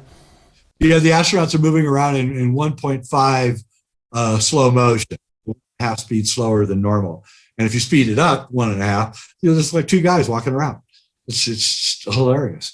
But, and then he also set us up for that in 2001, which came out in 1968, a year before the moon landings, by showing the people walking around in slow motion, when they're out in outer space. So he set us up in 2001 to accept the fact that people would look like they're walking through thick water when they're walking around, when in fact it would be the opposite. You would have almost no resistance. It would be super easy to get around in 1/4 gravity. It wouldn't be harder, it'd be easier. So the whole thing is really funny. So anyway, I kept it secret. I didn't tell anybody. It was 2001. I knew it. I was kind of upset. I had friends that thought the moon landings were real. They could be real, by the way. I'm just saying what we were shown was fake. So, not saying we didn't go to the moon. I think we did go to the moon. But anyway. But a lot of people say you can't even go to the moon, and it's a totally different place than what we expect. Some people even say it's holographic, and some people say it's like a fake object that we talked about in the dark side of the moon, and lots of aliens are there, maybe. I mean, there are many people speculating about it, and certainly they do say that you can't travel through the Van Allen belt because of the radiation. So, I mean... The secret space program is probably in Antarctica. That's what the big cover-up is, because that way you can get through the South Pole and get away from the Van Allen belts. So it's perfectly safe to get through the Van Allen belts by going through the South Pole. So that's probably where the secret space program is. But so anyway, I kept completely silent about it. I didn't want to upset the apple cart. I certainly didn't want to upset the Kubrick family or anything. So I kept quiet about it, for 8 years, essentially. And then finally in 2009, at the beginning of 2009, this being the 50th anniversary of the Apollo landings, coming up on July 20th. And The Shining comes out on Blu-ray. So I ordered the Blu-ray and I get it. And I have to understand, I have an ambivalent relationship with the movie. When I first saw it, I was a big fan of the Stephen King book, and I saw it and I was kind of weirded out by all the changes that Kubrick had made to the book and couldn't figure out why he'd done it. Because whatever you want to say about the King book, it had great drama. I mean, and he cut all the drama out. He was like, why did you cut the drama out? I mean, that's what kept you hooked in it. So I couldn't figure it out. And so I really didn't watch it after I saw it in 1980. But it was now 2009, and I had the Blu-ray, and I was going to watch it. But once again, I got my popcorn out and got on the couch and turned it on. And, the first hour drags by, and kind of trying to figure out what this movie going on in this movie is kind of boring. And I'm not into it at all. And then comes the scene at just about 59 minutes into the movie where Danny's playing with his trucks on the carpet in the hallway. And my research into Apollo and NASA, all those years, suddenly I'm looking at this, and I'm trying to figure out what I'm looking at. I hit pause and I'm watching this, and I'm looking at the pattern on the carpet. And I'm going, where have I seen this before? Where have I seen this before? Then all of a sudden I realized, oh yeah, Launch Pad 39A, where Apollo 11 took off. So I run to my computer, I get on Google Earth, and I type in Launch Pad 39A, and sure enough, there it is, hexagonal with the driveway coming out, just like the pattern that Danny is sitting on. And I'm like, wow, that's weird. And because I already know that Kubrick did the moon landings, right? So I've already got that in my mind. I haven't said anything in public, but in my mind, I'm going, holy crap, right? So now I'm watching. I'm on the edge of my seat. I'm watching this. And then I realized that the trucks that Danny's playing with around this launch pad look just like pre-launch. You have these trucks that are filling things up and doing things. And I'm like, this is weird.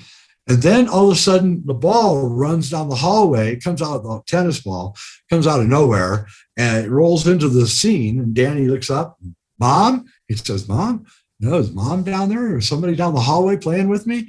So then he stands up, and there's the big reveal of the Apollo 11 rocket taking off on his sweater. And so the Apollo 11 rocket is taking off from the launch pad, rising up. And I'm like, at this point, I'm going, either I'm reading everything into this and I'm going psycho here, or this is the most incredible thing I've ever seen. So then he walks down the hallway and he comes up to room 237. So I stop it again. I go, 237, 237. Where is that number coming from? Right? So again, I type in moon 237, and I find out that at the time that Kubrick was making 2001, the mean distance, they thought, from the Earth to the moon was 237,000 miles. And the room in the book is room 217. And for inexplicable reasons, Kubrick changed it to room 237. Well, now I think I knew why. Because it was supposed to be the moon, the room that Danny goes into is where Kubrick was filming. It's symbolic for where Kubrick was filming the moon landings. And then the key on the door, with the keys in the door, there's a little key tag on the door. And if you read the letters on it, it says room 237, but you read it, all the letters come out to say moon room. The anagram, moon room. And now we know that that's probably what Kubrick called the set. Let's go to the moon room, right? So at this point, I'm perked up and watching the movie pretty closely, thinking that this is some kind of reveal going on here. And then comes the scene where Wendy so Jack is writing a book in secret, and Wendy's not allowed into the room where he's writing his book. He says, when you hear this tap, tap, tap, tap, that means I'm writing, you stay the out, right? You're being really nasty to her, right? And so she breaks into the room where he's doing his secret art that he doesn't want her to know about. Get it? Kubrick is doing something that he doesn't want his wife to know about, which involves his art, all right? And he doesn't want her to know about it because he's been told that if anybody finds out about this, they're going to die. And so Kubrick doesn't want anybody to know about it, right? So he hides it, natural. So and he's acting like he's making 2001, but he's really doing the moon landings. That's how this is working. It's a cover-up. So Wendy comes into the room and she sees the book that he's typing. And she opens it up and we see that it's just one sentence over and over and over and over and over. All work and no play make Jack a dull boy, right? And she's like, frightened by what she sees here because, this guy's writing every day, but he's writing the same sentence over and over and over. And that's not in the book. So this is, it is frightening if you think about it. You got a psychotic person in your house with you who's writing the same sentence over and over. But as I'm watching this, I hit pause again because I noticed something in the sentence.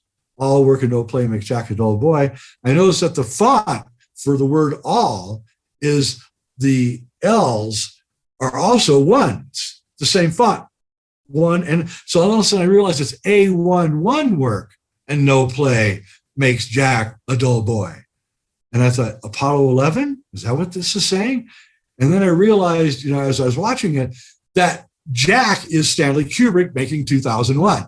He starts out, he's like, hair's all nice, he's shaved, and he looks fresh and clean. If you look at pictures of 1964 Stanley, he's the same thing. He's looking handsome and hair combed and changing his clothes and everything. By the time you get to 68 and you look at Stanley, he's got spots all over his clothes, his beard's all ragged out, his hair hanging down. And you can see this guy has just been put through the ringer, right, for 4 years. He aged probably 10 years in those 4 years. And Jack ages too. They're adding gray to his beard by the end and everything. And Jack is aging and looking and growing, the stubble, just like Kubrick. And so Jack is Stanley. And Jack is having to perform a work of art that he doesn't want to do. It's the same repetitious thing every day. He has to hide it from his wife and kids. If they find out, he's going to get killed or they're going to get killed. And so this famous scene, which is not in the book, Jack comes out from behind the wall and he says, well, how do you like it, to Wendy as she's looking at the book? And she has a baseball bat and she puts it down and she's all frightened. She goes, we have to leave. We have to go right now. And Jack says, we're not going anywhere. Do you have any idea what a contract is? Do you have any idea what an agreement means? Do you know what they would do to me if I broke my agreement? Right? And he's kind of chasing her up the steps, right? As he's saying these things. And she doesn't get it. She doesn't understand anything, probably just like Stanley Kubrick's wife didn't get it when she finally discovered what he was doing. What is going on, right? And so what I discovered is that every time that Stanley deviates from the Stephen King book, he's revealing more and more information about how he was involved in the Apollo moon landings. And he did it in such a way that it was so disguised that I think he thought it was going to stay hidden for 20 or 30 years after he died. I don't think he realized it was going to be discovered within 10 years of his death and then gotten out in the way it got out. Because what happened is that on July 20th, 2009, on the 50th anniversary of the Apollo 11 landing, I put out my first article about how Stanley Kubrick faked Apollo moon landings. I think I got 7 million clicks in 2 months, something like that. And Jay, you also know what date it is today, right? I do, July 20th. Oh, there you go. Symbolically. Yeah. And then I followed it up about 2 months later with Secrets of the Shining. which just described what I just told you. And that, because I knew that he was a filmmaker. I knew he was going to put it in one of his films. And then I'd found it. I found the evidence that he'd slipped it in to The Shining using the Stephen King novel as kind of a front. And by the way, Stephen King agrees with me. He does? Really? He says, yep, that Weidner is right. He definitely was doing it. Yep, Stephen King thinks that. He hates the film too. And he was paid $5 million to not criticize The Shining. Oh, wow. Did you also see, it's just a footnote, because they made like a television series in like 5 or 6 parts or something, also of The Shining, which was quite different, but also very interesting. Did you see that? What's your take on that? Yeah, I actually drove to the place where they were shooting it. It was about 5 miles away from my house. So I went to actually saw the shoot and hung around with Rebecca De Mornay, and she's even more beautiful in person than she is on camera. And so it was way different. It was King trying to set the record straight on his book, because he thought that Kubrick had pillaged it. He didn't know why at the time that Kubrick had pillaged his book, but I'm glad that I got to straighten it out and there's a huge insult to Stephen King in The Shining, by the way. In The Shining book, Jack drives around in a red Volkswagen. In the movie, drives around in a yellow Volkswagen. When Halloran is going across Denver to the mountains to save the kid and Wendy, he comes across a car accident in a snowstorm, and there's a semi that's crushed a red Volkswagen down flat. And that's Stanley saying to Steve, because we've gotten the joke. That's Stanley saying directly to Stephen King, this is my vehicle. This is not your vehicle. This is what I think of your vehicle. I mean, it's pretty insulting. Kubrick could be pretty acerbic, by the way. If you watch the making of The Shining by Vivian Kubrick, I mean, the way that he treats Shelley Duvall, whew, man. And she didn't fare that well recently. We saw pictures of her, and she didn't look like she was having a great time, did she? No, I do believe that was the end of her career too. I don't think she really did much after The Shining. I think he probably mentally destroyed her. Now, he did the same thing with Tom Cruise, although this is all secret. He did the same thing with Tom Cruise in Eyes Wide Shut, kind of treating him really badly in front of everybody. But he was doing that for a different reason. He did it to Shelley so that she would look unnerved on camera all the time, which she did. But he did it to Tom to curtail Tom's ego. Because Tom, Tom basically in the movie Eyes Wide Shut is told that his wife doesn't really want to have sex with him and is dreaming about having sex with other guys. And for a Tom Cruise movie, that's pretty unusual. So he had to get Tom to evoke that kind of feeling that you would get if that happened to you. And Tom's such an ego maniac that Kubrick couldn't get him to evoke it. So he just basically berated him until he broke his ego down. Well, it doesn't particularly look anything like that, does it? I mean, well, maybe a little bit, but it doesn't really look like it. No. But I mean, talk about Eyes Wide Shut, because this is, of course, one of Kubrick's most amazing and incredible films, and we know that he died just after, and the film and the company, those company representatives went in there to see the first version of the film, and they took out at least 25 minutes of it. So please talk about what was in those 25 minutes, what was not exposed, because already what we see in the final film, that was a lot. Yeah, they missed a bunch of stuff, unfortunately for us. But I believe that basically there's enough evidence to show that oh no, I'm going to forget what her name is. What's the name of the actress? Nicole Kidman. Yeah, that Nicole Kidman was seduced by the Hungarian in the dance scene at the beginning, and that he's the leader of the Illuminati. The guy in the golden mask with the red thing in the middle of the seance. Yeah, the guy she's dancing with at the beginning of the film. he says, you want to go up and look at the art upstairs, you know, and she says no, but does she say no? And then the whole thing is that in the ritual at the beginning of the orgy scene, there's the guy in the center with the mask on, but there's only 11 women around him. There should be 12. A coven has 13 people, 12, and then the coven master. And there's only 11. So there's a missing person, and I believe that missing person is Nicole Kidman, that she was seduced in to be the 12th person, and that she's at the ritual with the mask on. And she sees Tom get it, at the end of it.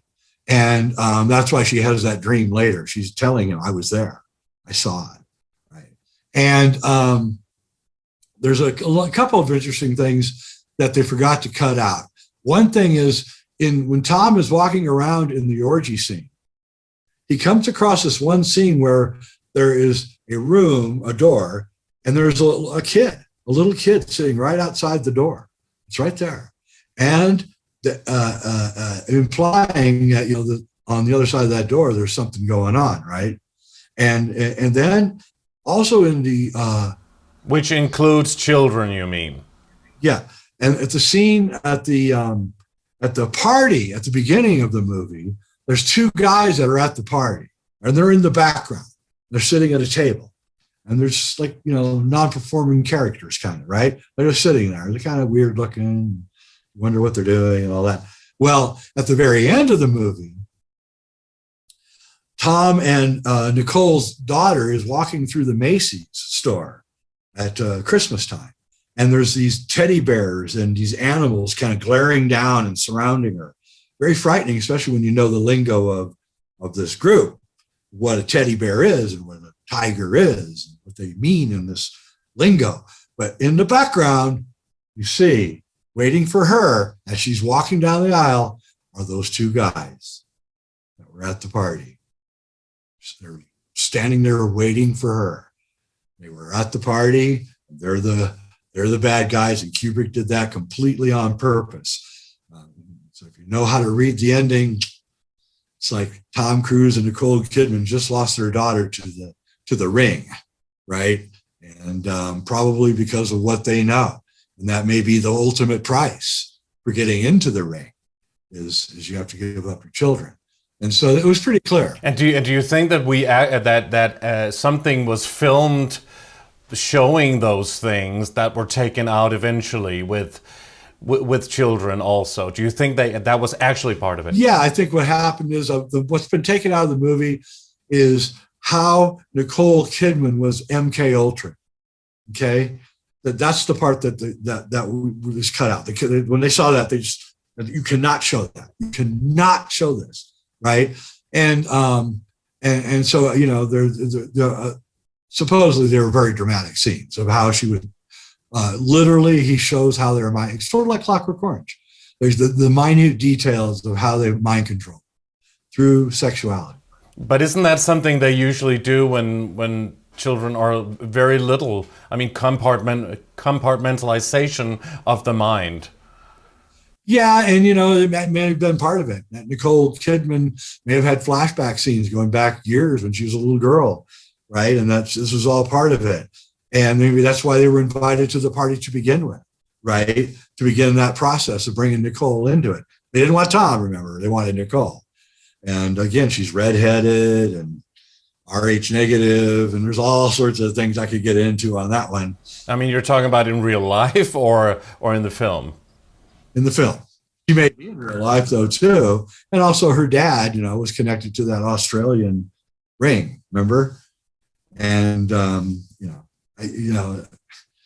there's, interestingly enough, in the hallway in that mansion, a Rothschild mansion, by the way, right? Wasn't it Nathan Rothschild in England? It was shot there.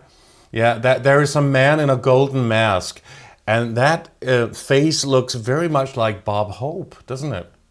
It does, and Bob Hope, of course, we now know was involved in all of that stuff too. He was a well-known MK Ultra mind control operation, and was involved with, Anyway, things that we can't talk about too well anymore. But yes, he does.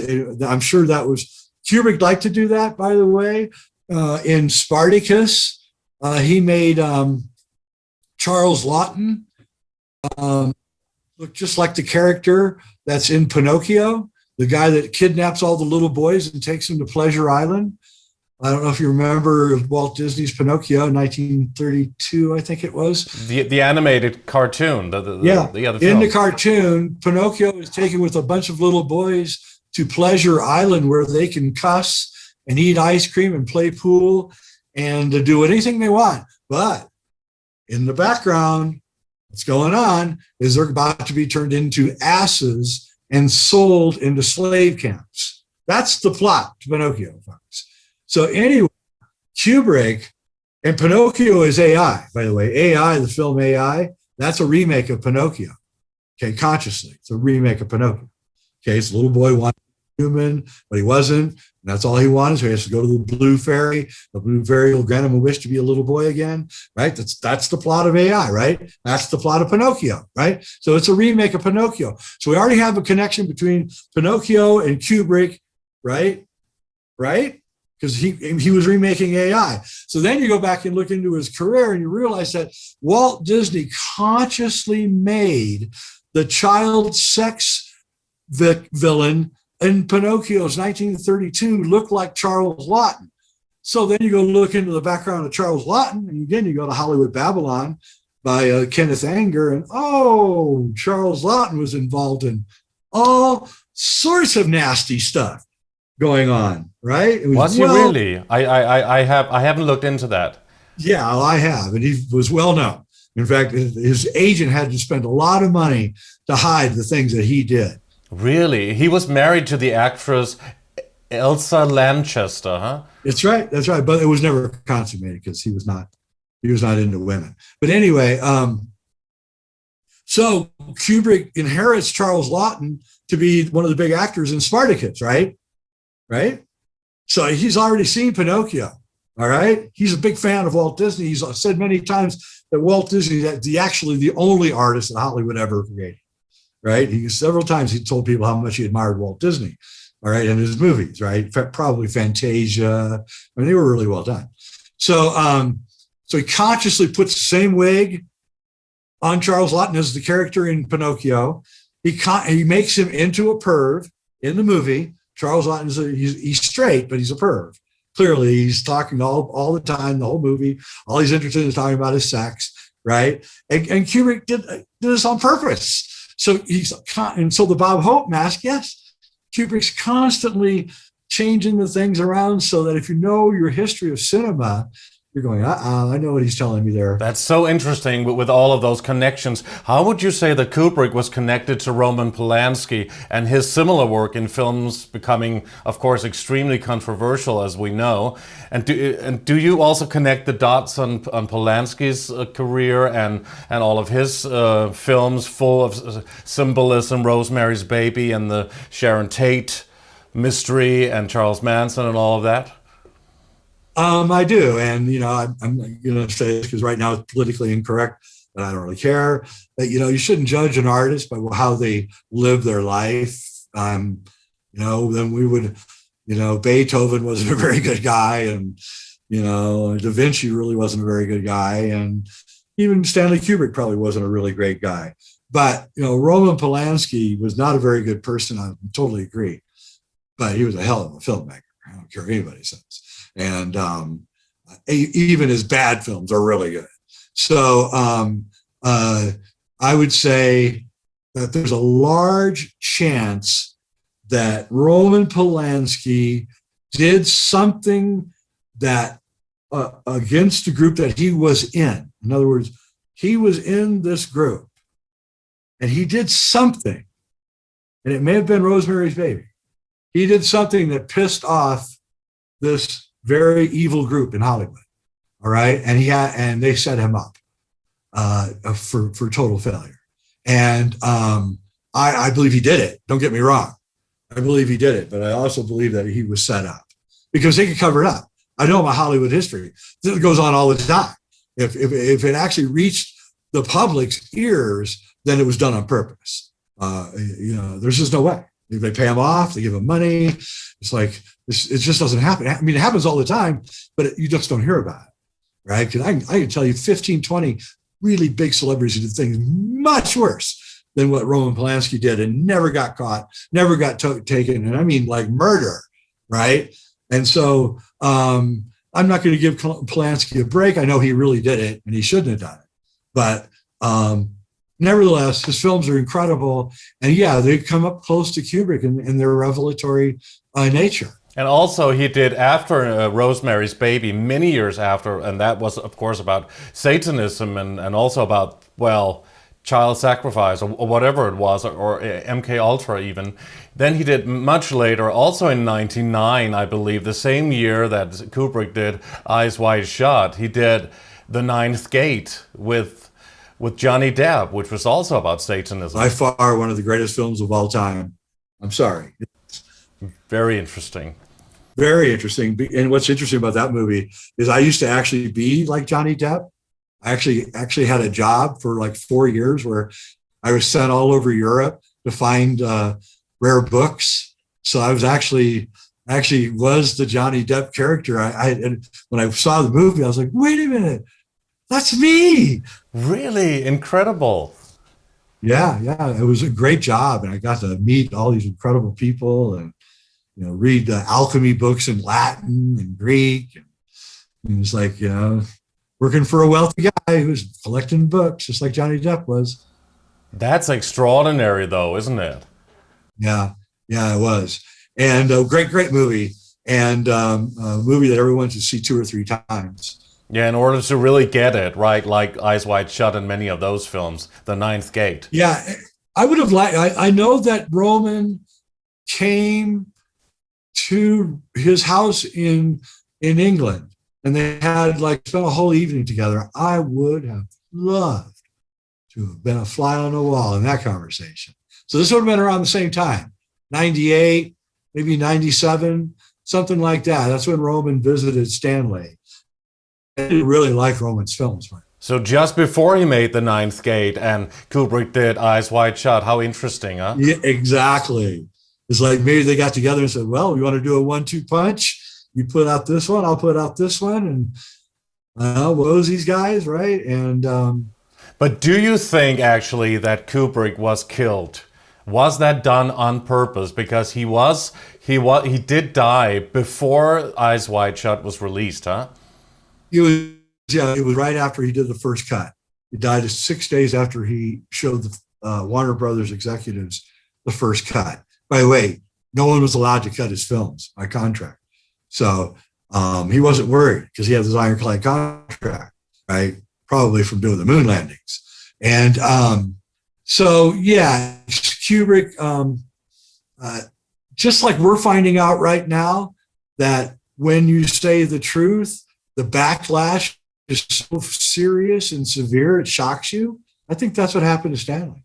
I thought, he said, yeah, I'm going to tell the story and they're going to be fine with it and cool with it. And they were not. Huge argument broke out after the first screening and went for an hour, 2 hours of screaming and yelling. Now, Stanley did take up cigarette smoking again, right as he was finishing Eyes Wide Shut. He had quit for years, but he had taken it back up, which at 70 is probably not a wise thing to do. And I got to tell you, as a filmmaker, filmmaking is really physical. It is probably the most draining thing that a human being can do. Shooting, I mean. It is 16 hours a day. And then when you go to bed, you can't sleep. So you're so worried about what's going to happen tomorrow. So you're just tossing and turning all night. And you got to wake up. And there's 7 days a week. There's no days off. It's if you're the director. The actors can take a day off. Everybody else can do. You can't. It's 16 hours a day, every day for a year. Think about it. Yeah, we know about this as well. Absolutely. It's incredible. Yeah, it is. When I got done shooting the Avatar, I crawled into my bed and I slept for 2 weeks. Everybody's, you edit. You got to start editing. I can't edit. I don't have any strength. And so I laid in bed for 2 weeks before I started editing. And I literally couldn't get out of bed. It was that exhausting. And so I can see where the shoot itself would have killed him. But the vitriol that he received from the executives tells a different story. Yeah. But what does his family believe, do you think? Do you know that? Well, Vivian, who lives in Texas, has been very critical of me. But I believe that she's critical of me because I'm so critical of her. And the reason I'm critical of her is because she joined Scientology and basically abandoned her family in England and moved to the United States. And Kubrick wrote her a 45-page letter because she didn't come home for her sister's funeral. He wrote her a 45-page letter asking her to come home, and she wouldn't come home. Was she invited into Scientology because of Tom Cruise? I believe she was invited into Scientology because she was Stanley Kubrick's daughter. And I believe he hired Tom Cruise and Nicole Kidman to be in Eyes Wide Shut as a way to work his way into the Scientology community to get his daughter back. So she was already a Scientologist, years. Well, before Eyes Wide Shut. 20 years. Okay. So what is? Sorry. Okay, so then I'll tell you there's a subset story in Eyes Wide Shut, which is the story of the creation of Scientology. Scientology was created by L. Ron Hubbard, of course, who was ex-Navy intelligence. And he had a girlfriend. He was friends with, what's his name? Jack Parsons. Yeah, and Aleister Crowley as well, right? Yeah, and Aleister Crowley. And they shared a woman between the two of them, who was this tall redhead woman who had worked in the Defense Department before she joined them. And Nicole Kidman is, I forget her name now, Irish. Nicole Kidman is that. Tom Cruise is Jack Parsons. And the mysterious Navy officer that Nicole Kidman is attracted to in the movie, right, is L. Ron Hubbard. He was a handsome Navy officer, right? That's what he was. So in the movie, he's not only hired the top two Scientologists to be the stars of the movie, but he's actually got the origins of Scientology in the movie, and that L. Ron Hubbard betrayed Jack Parsons by stealing his girlfriend, right? The handsome Navy officer. And that's one of the subplots. Yeah, everything seems to be very, very connected, isn't it? And also you talked about Kubrick being connected to the Brotherhood of Saturn, which of course links us as always to the significance of the planet Saturn and Saturnalia, Satanism, Santa Claus, Father Christmas, Father Time, Kronos, the Grim Reaper, the Prohibitor, and perhaps the Dancing Shiva, interestingly located outside of CERN in Switzerland. And I know that you also talk about CERN, and we would like to do a whole show on CERN at some point, maybe a round table. We would love to have you on for that because you have so much information about CERN. But I mean, how was it that Kubrick was invited into this Brotherhood of Saturn, and why that? Is that a faction of the Illuminati or a Freemason lodge or whatever? It's a subset of the Illuminati, and it's more of a group of Illuminati science people. So it's heavily populated with. It's a German secret society. But it's heavily populated with like physicists and chemists and rocket scientists and Wernher von Braun and all the German paperclip astronauts are in the society. And there's a loose affiliation with these people. And basically, they worship Saturn. They worship the planet Saturn and everything it represents, and they always have. And what they believe is what the Brotherhood of Saturn believes, their philosophy is basically what's being depicted in 2001: A Space Odyssey. That we, through Saturn, through our belief and worship of Saturn, are going to become a larger, more powerful, more conscious human being. And then we will change the entire world. The Superman, this Nietzschean Superman, will change the world once we are transformed and transmuted alchemically, Okay, so they believe that. This is the paragon at the end of time. Through rituals that they use in the Brotherhood of Saturn to achieve those goals are depicted in Eyes Wide Shut, including the Catholic Mass being played backwards and all the things that Kubrick has in that movie. And I believe that the circle, if you look, when Tom Cruise is taking his mask off, there's a circle of people, looks just like the ring of Saturn. And, he's depicting it, the way it's shot, the angle that he's shooting it at, it looks like Saturn. And so this is the Brotherhood of Saturn's rituals. This is what they do. And that's why we have the name Satan, huh? Because of Saturn. Yeah. And Saturn governs time. Okay. So every 29.5 years, we go to a Saturn return. And so they use time in 30-year blocks. The Illuminati does. So every 30 years is like another change. So you can see how they're doing it, right? So how is Saturn connected to planet Earth? A lot of researchers, also people we've had on the show, talk about that the rings of Saturn is controlling Earth, like we're in a quarantine space here that we can't get out of, and those rings are beaming like for frequency control. Is that? Yeah, remember, there's a type 2 civilization, so there's a highly advanced civilization in our solar system, right? And we are their farm planet for whatever reason. Okay, they're zipping around and everything. And Saturn is not a planet. Saturn is like a machine. So we have the hexagon at the North Pole, it's constantly there, the cloud pattern in the hexagon. Then we have the Eye of Sauron on the South Pole, right? It looks just like the Eye of Sauron. Sauron is the Lord of the Rings, right? Saturn is the Lord of the Ring. So how did Tolkien know all of the things that he's also putting out in Lord of the Rings? I mean, this is amazing, incredible symbolism as well. Yeah, well, he's reading the same books that the Brotherhood of Saturn is reading.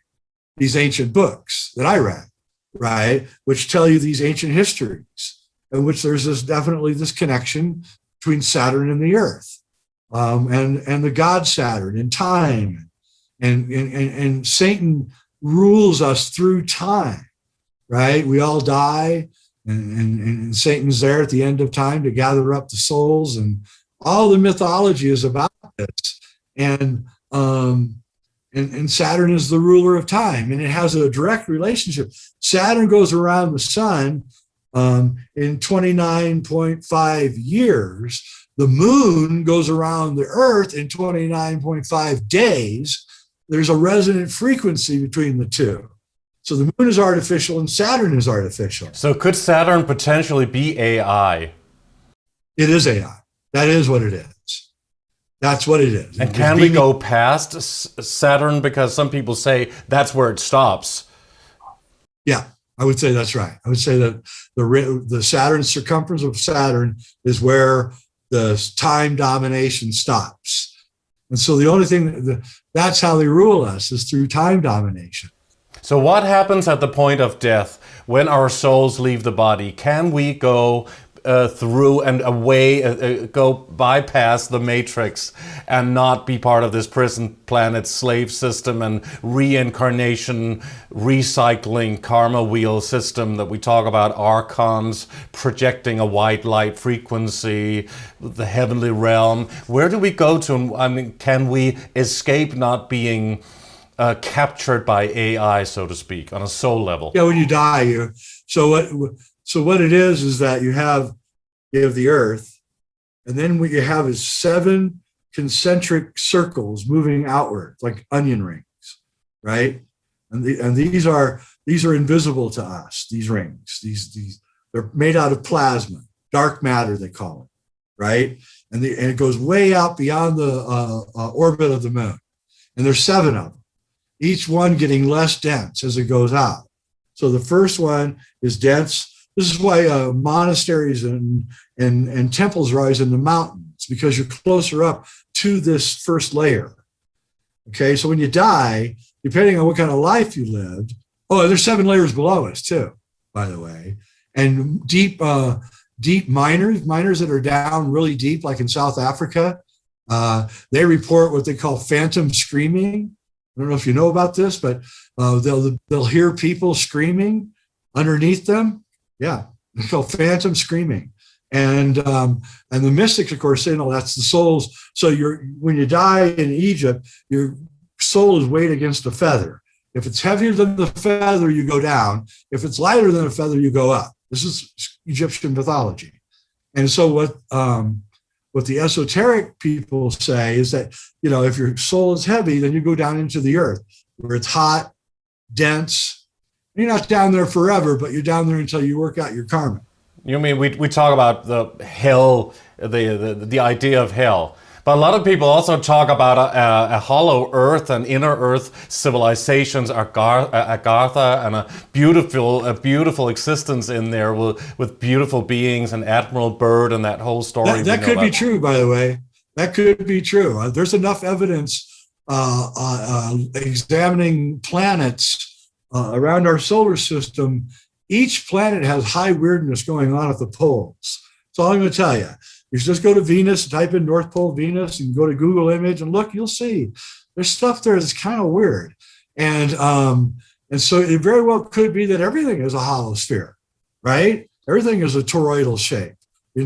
So I'm not going to discount the hollow, but I'm just talking about on a spiritual plane here. So, but you also go up 7 levels. And Swedenborg, Emanuel Swedenborg, the mystic, he went into these levels. He wrote a great book called Heaven and Hell, in which he talks about it. Each level is different. On one level is fantastic architecture and beautiful beings. And on another level is you're working out like advanced metaphysical subjects. And you go there and then you can either decide not to come back or to come back. You don't have to come back to this hellhole. I'm not coming back. But I learned everything I know. I don't need to know anymore. That's what they say in Hinduism or the Vedic tradition, is you don't get out of here until you totally understand this plane of existence. And that's what you should be spending every second of your time here alive, trying to figure out what this reality is, who's pushing the buttons, and also how you can get out of here. And, and you are going to get out of here. So that's the ultimate idea, to really, or the ultimate goal, to prepare yourself for leaving this plane if you don't want to return through this karma wheel cycle, because it really is a prison planet, and not to be deceived by the archons that may take a shape like your parents or your loved ones or Jesus or whatever you believe in at the point of death, which a lot of people talk about, is in the 4th dimension. So it's about consciousness and going in another direction, or what? Yeah. That's what it is in mathematics, it's called orthogonal.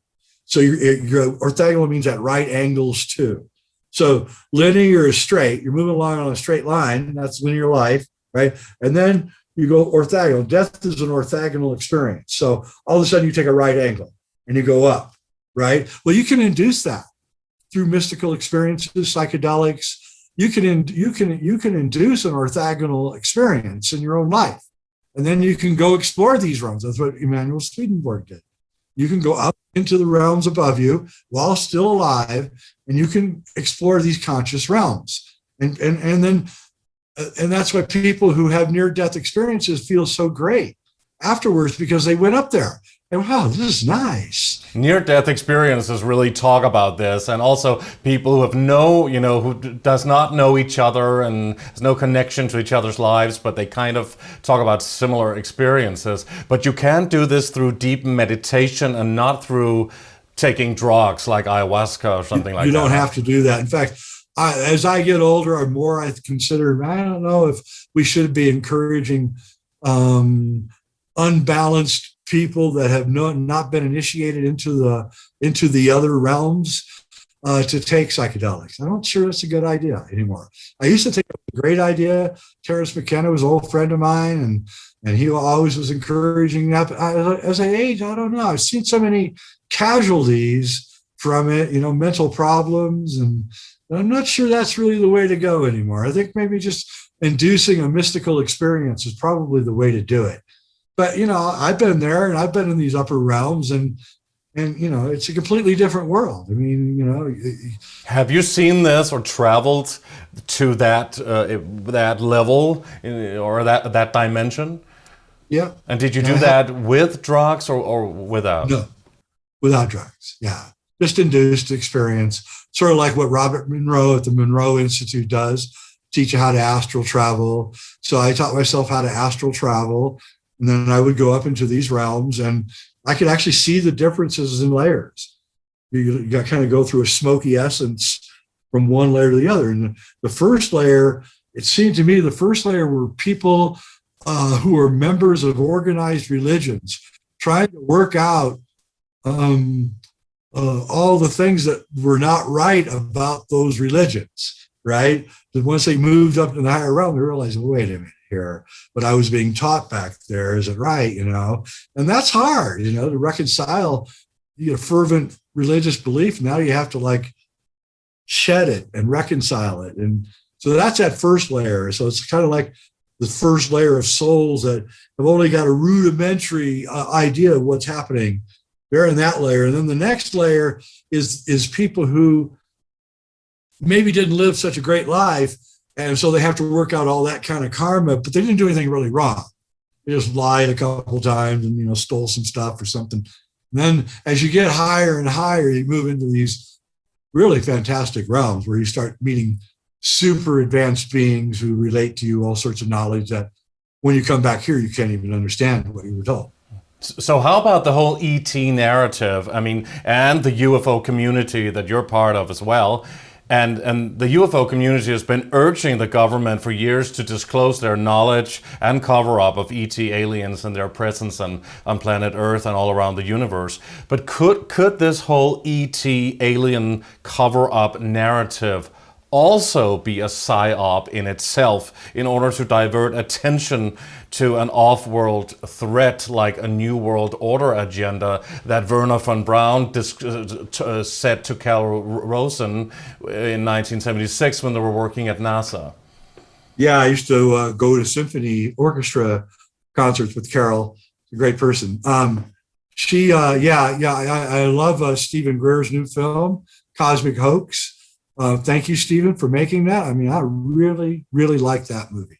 And I think exactly. Why is the alien a threat?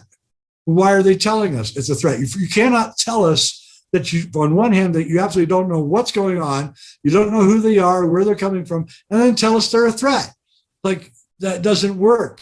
I mean, you must either know what's going on and you think it's a threat, or you don't know what's going on and you're just paranoid, or you're trying to control us, which is probably most likely. So I don't believe that this type 2 civilization is a threat like violence against us or anything. I think they're a threat in that they're not letting us in on what's going on. And I resent that. And I want to know what's going on. And I think that they want us to know what's going on, the ETs. And that's why they're flagging the ships and making themselves, I don't know if you follow it, but every month it looks like there's more UFO sightings. And they seem to be getting better and better. Yeah, but it could be military crafts as well. I mean, or a Project Bluebeam or something that they've talked about. Even this supposed, staged fake alien invasion that they want to do to impose the New World Order ultimately, eventually. Do you think that could actually happen? I think that is exactly what they're trying to do. But I think that the real ETs are tired of taking it on the chin for them, and they're done. And I think that what they're saying when they put their UFO right above the captain's quarter of a destroyer during a top secret mission, and have it hover there for 4 or 5 hours, right? I think what they're saying is, first off, you haven't got anything on us. We can completely control you, all right? And two, either you tell them or we're going to tell them, right? And don't tell them that we're bad. You just tell them. And they can't do it. They can't do it. They have to describe it as a threat. And that's why Stephen Greer is so pissed off, because, he has spent 20, 25 years telling them it's not a threat, right? And they keep saying it's a threat, right? And he's like, I'm done with this, it's not a threat. Yeah, but it seems like a lot of UFO researchers doesn't really want to go into the topic of the New World Order agenda. Right.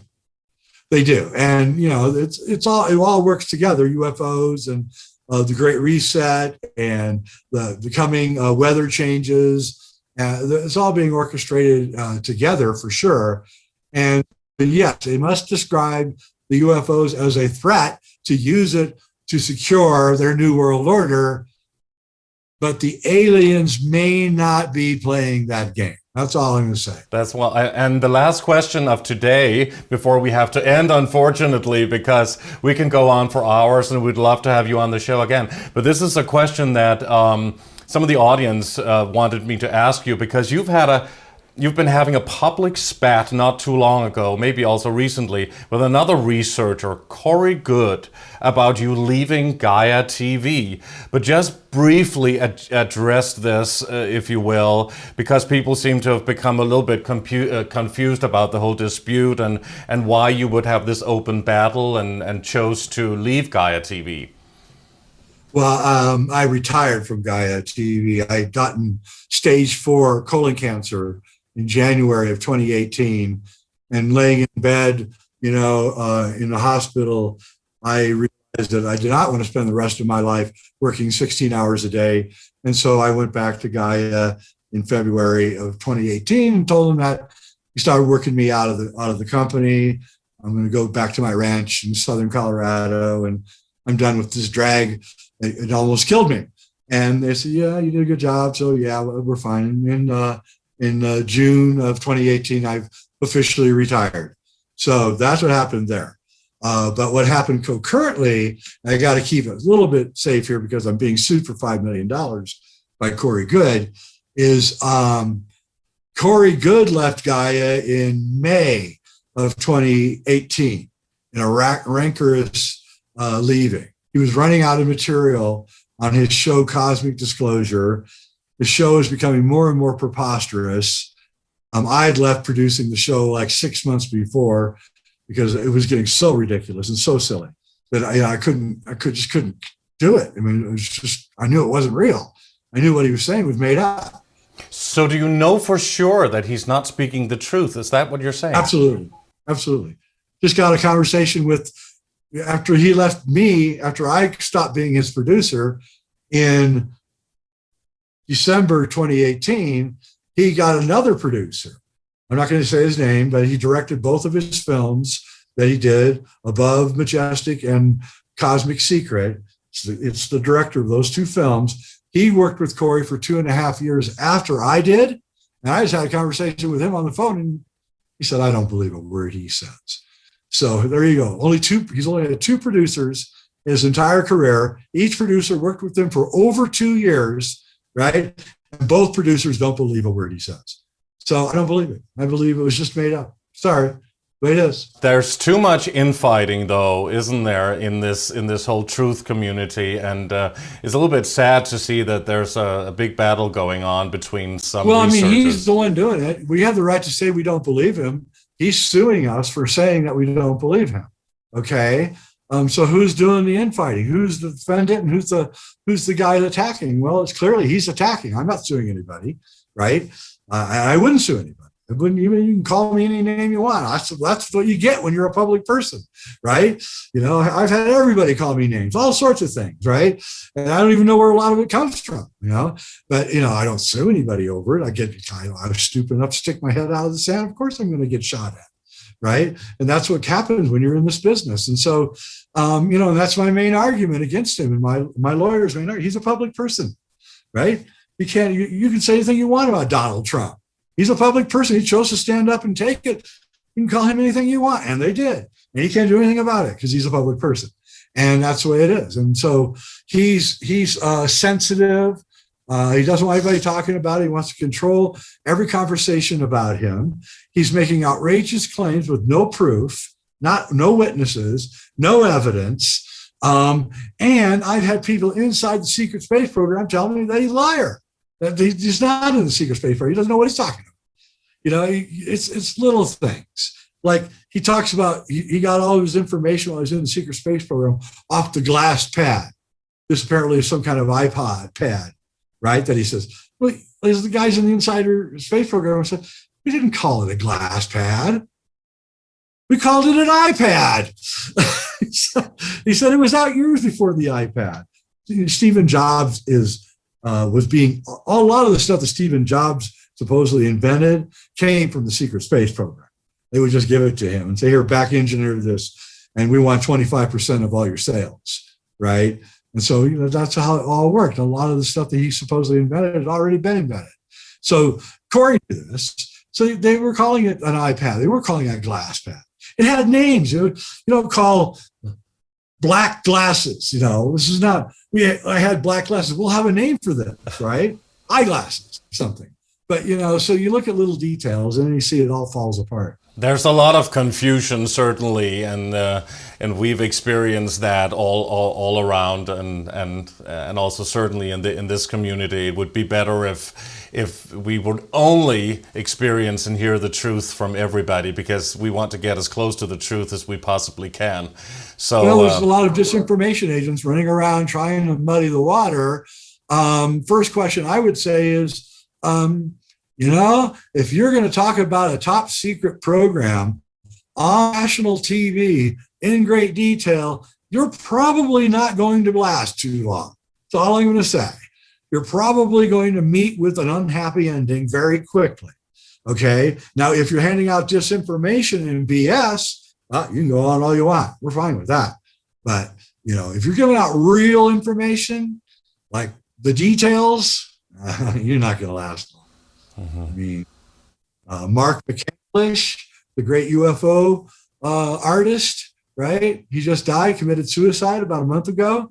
He and I were really good friends, I know for sure that he was going to come out with a whole bunch of information after they hid the UFO stuff. Who was that, you said? Who? Mark McCandlish. He's a American UFO artist. Right. He draws a lot of the great art that they use now of the inner workings of the TR3 and all those. And he just supposedly committed suicide. I assure you, he did not commit suicide. I did not hear that, actually. That's sad to hear. Yeah, you're not allowed, man. You're just not allowed. That's why the secret space program guys just called me up and just laughed their ass off. You think you can say that? Are you kidding me? He can't do that. Everything he's saying is wrong. That's why we're not upset about it. But the fact that you think you can talk. So do you think you have to put out some disinformation in order to be safe when you become quite successful in this field? No. I don't think Richard Dole is putting out any disinformation. I'm not. No. I think there are people that have credibility, and then there are people who are not. First off, you have to look at the pedigree.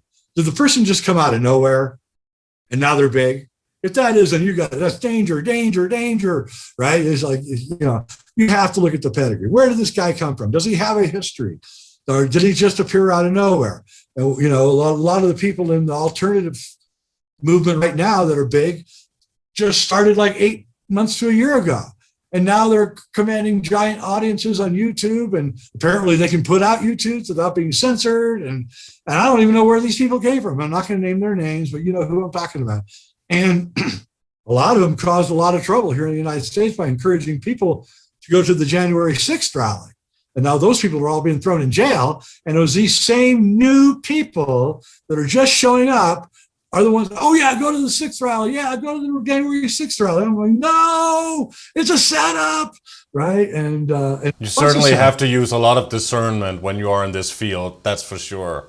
That's right. And what you want to do is pick out 3 or 4 people that have a record of not lying to you and not creating a lot of BS stories. That's what you got to watch out for. If somebody's saying that if they're living in the suburbs of Dallas, and every night a flying saucer landed in their backyard, and they got out and they got in the flying saucer and it took off, and then 8 hours later it landed again, and no neighbors ever saw it, nobody ever saw anything. Come on. We have to, come on.